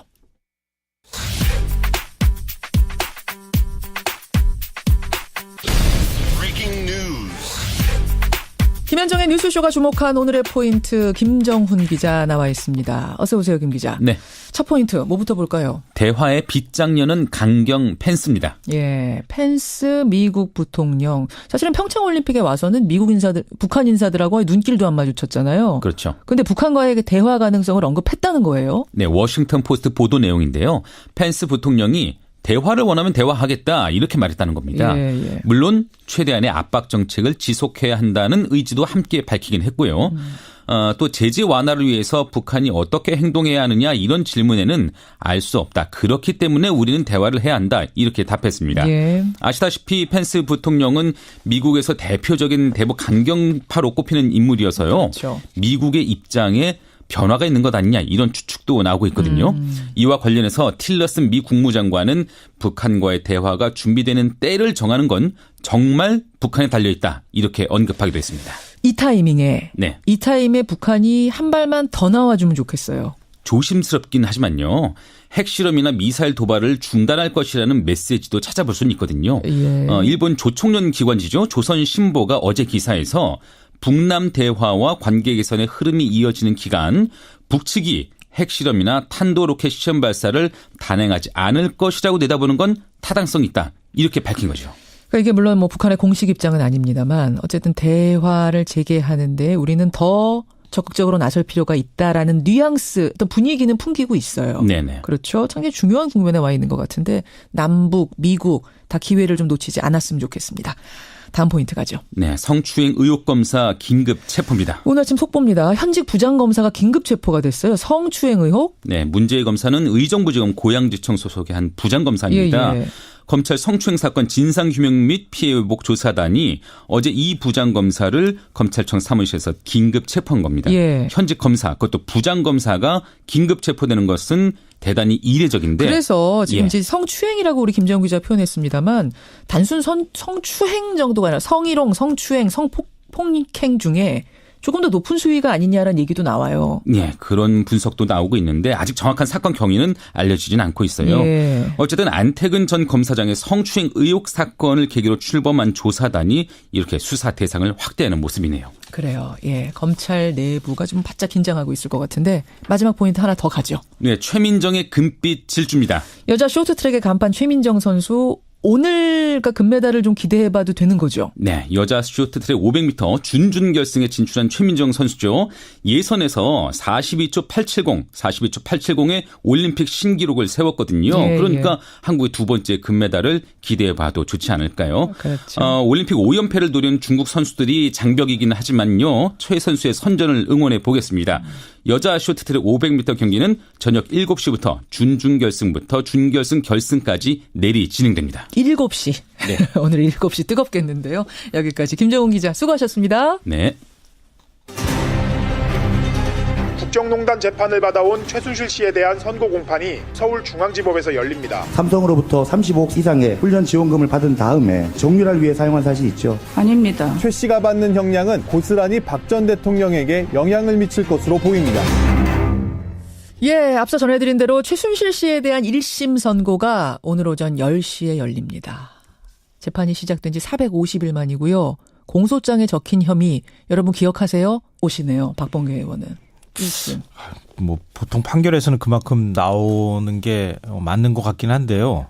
너무 낮은 거 아니에요? 그러니까 국민들 지금 청취자 문자도 정민호님 형량이 생각보다 낮게 박범계 의원이 보시네요. 그러시는데 네. 굉장히 냉정하게 본 거예요. 이분은. 네, 왜냐하면 판사 출신이기 때문에. 보겠습니다. 오늘 10시입니다. 여러분. 10시 주목해 주시고요. 행간에서는 뭐 갈까요? 평창 동계올림픽 요즘 온 국민들의 관심을 끌고 있죠. 그럼요. 근데 청와대 국민청원 게시판에 우리가 이렇게 동계올림픽에 관심을 끈 사이에 아주 흥미로운 청원이 하나 올라왔습니다. 청원이 사실은 굉장히 여러 가지가 올라와서 네. 어떤 거 주목하신 거예요? 국회의원에게 시간당 7,530원 이 최저 시급을 적용해달라 이런 내용인데요. 이거 저도 봤어요. 청원 기준인 한 달을 이틀 앞둔 어제 드디어 청원 기준 충족 인원인 20만 명을 돌파했습니다. 돌파했군요. 국회의원에게 최저임금을 적용하라는 국민청원. 이 뉴스의 행간을 좀 살펴볼까 합니다. 이게 언제 올라온 청원이에요? 이게 지난달 15일 날 올라왔는데요. 그동안에 우리가 뭐 평창 동계올림픽 개막에 북한 응원단 뭐 김현정 부부장 방한 김현정 아니요 김여정 예. 방남 이런 뭐 굵직한 뉴스 챙기느라고 관심을 조금 안 가졌었어요. 근데 어제 이제 기사들이 나오기 시작한 거죠. 이제 마지막 한 20만 명을 돌파하느냐 마느냐 가지고 맞아요. 관심을 끄는 사이였으니까요. 국회의원의 급여를 최저시급으로 책정해달라. 네. 이게 청원 요지는 이렇습니다. 이 최저시급 인상 반대하던 의원들부터 최저시급으로 책정하고 최저시급으로 일하는 노동자들처럼 점심 식사비도 하루 3,500원으로 지급해달라. 나란 일 제대로 하고 국민에게 인정받을 때마다 인센티브를 주는 방식으로 바꿔달라. 아, 그런 식으로? 네. 어제 19만 명을 돌파했었는데요. 아마 기사 영향 때문인지 청원 참여자가 갑자기 늘어가지고 오늘 새벽 제가 이 방송 들어오기 전에 확인해봤거든요. 25만 명을 돌파했습니다. 그 사이에요? 네. 갑자기 청원자가 확 늘어났습니다. 국회의원들한테 최저시급 7,530원을 적용하라는 국민청원 20만 명 돌파 뉴스. 이 뉴스의 행간, 이면 많이 숨어 있을 것 같네요. 뭐가. 첫 번째 행간은 이 시대 최고의 웃픈 블랙 코미디다입니다. 웃기면서도 슬프셨어요? 네. 저는 이 청원 보면서 딱 이 생각이 들었는데요. 이게 얼마나 웃기면서 슬픈 풍자입니까? 그러게요. 국민들이 오죽하면 이런 청원을 올리겠어요. 오죽하면. 뭐 허구한 날 정쟁으로 날 새는 줄 모른다. 뭐 이런 얘기는 참 많이 나오는데요. 민생법안 하나 지금 통과시키지 못하는 상황이잖아요. 그래요. 국회 문은 열어놨지만 법사위를 통과 못하는 겁니다. 법사위원장이 강원랜드 채용 청탁 리스트 이름이 턱 오르면서 좀 한 발짝도 꼼짝 못하고 있는 거 아닙니까? 법사위원장 물러나시오 이렇게 얘기를 하니까 여당 쪽에서 그럼 야당에서 우리 국회 보이콧하겠다 이렇게 지금 나오는 다른 상임위 상황 전부 보이콧하겠다 이거잖아요. 네. 또 다른 한쪽에서는 이혼 도장을 찍니 많이 하다가 몇 달째 당을 쪼개고 붙이느라고 정신이 없습니다. 그러니까 우리 국민들이 국회의원에게 최저임금을 적용할 수 있다고 생각하겠습니까? 이 상황에서. 네. 그러니까 최저임금을 적용하고 싶어도 할 수가 없다는 것도 잘 알고 있어요. 또 청와대에 이런 청원을 넣는다고 청와대가 국회 임금 바꿀 수 있을까요? 안 되는 거 국민들 다 알면서도 오죽하면. 그러니까 국회가 직접 국회의원들이 세비로 결정하기 때문에 청와대가 아무리 뭐라 해도 국회의원들이 그냥 올려 그러면 올릴 수 있는 거예요. 그러니까 내릴 가능성도 없다는 거죠. 그런데 굳이 이런 청원을 올리고 20만 명을 돌파해서 25만 명까지 갔다는 것은 국회를 향한 통렬한 비판이자 풍자다. 한편의 블랙 코미디다 이런 생각을 한다는 거죠. 통렬한 풍자다. 맞습니다. 두 번째 행간 뭔가요? 두 번째 행간은 최저임금 인상 반대 속상 스튜핏이다입니다. 스튜핏은 알겠어요. 요즘에 뭐 유행. 속상 스튜핏은 뭐예요? 그러니까 최저임금 인상 반대하는 국회의원들을 보면서 굉장히 속상하다는 거예요. 속상 스튜핏 이거예요. 유행어 혹시 모르세요? 스튜핏은 알겠는데. 그레이트하고 스튜핏. 속상은 또 몰랐어요. 속상 스튜핏이다. 그러니까 국회의원 중에서 최저임금 인상에 반대하는 또 최저임금 인상 폭이 너무 크다고 반대하는 의원들이 상당수가 있잖아요. 그러니까 국민들의 눈에는 그게 배부른 자의 투정같이 보인다는 거예요. 또 혹시 올해를 기준으로 해서 국회의원 세비가 얼마인 줄 아세요? 이게 한 월 1,000 정도 되지 않아요? 1,000만 원이 좀 넘습니다. 넘어요? 1억, 그러니까 1년으로 따지면 그냥 순수하게 받는 돈만 1억 4천만 원 정도 돼요. 아하. 월 평균 1,150만 원 정도가 되는데요.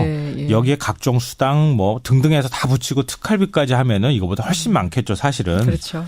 그럼 최저임금을 인상한 뒤에 노동자 한 명이 받는 그러니까 최저임금을 기준으로 해서 월급은 얼마쯤 될까요? 7,540원 시급을 적용해서 주당 40시간 일한다고 가정을 하면 월 157만 3천 원입니다. 뭐 국회의원 세비에 비해서는 10분의 1도 안 되는 금액이라고 볼 수 있는데요. 그러니까 국회의원들이 이렇게 돈 받는 노동자들, 청소 노동자, 알바생의 고충을 과연 알고나 있을까? 이걸 지금 국민들이 얘기하고 싶은 거 아닌가 싶은데요. 그러니까 160만 원도 안 되는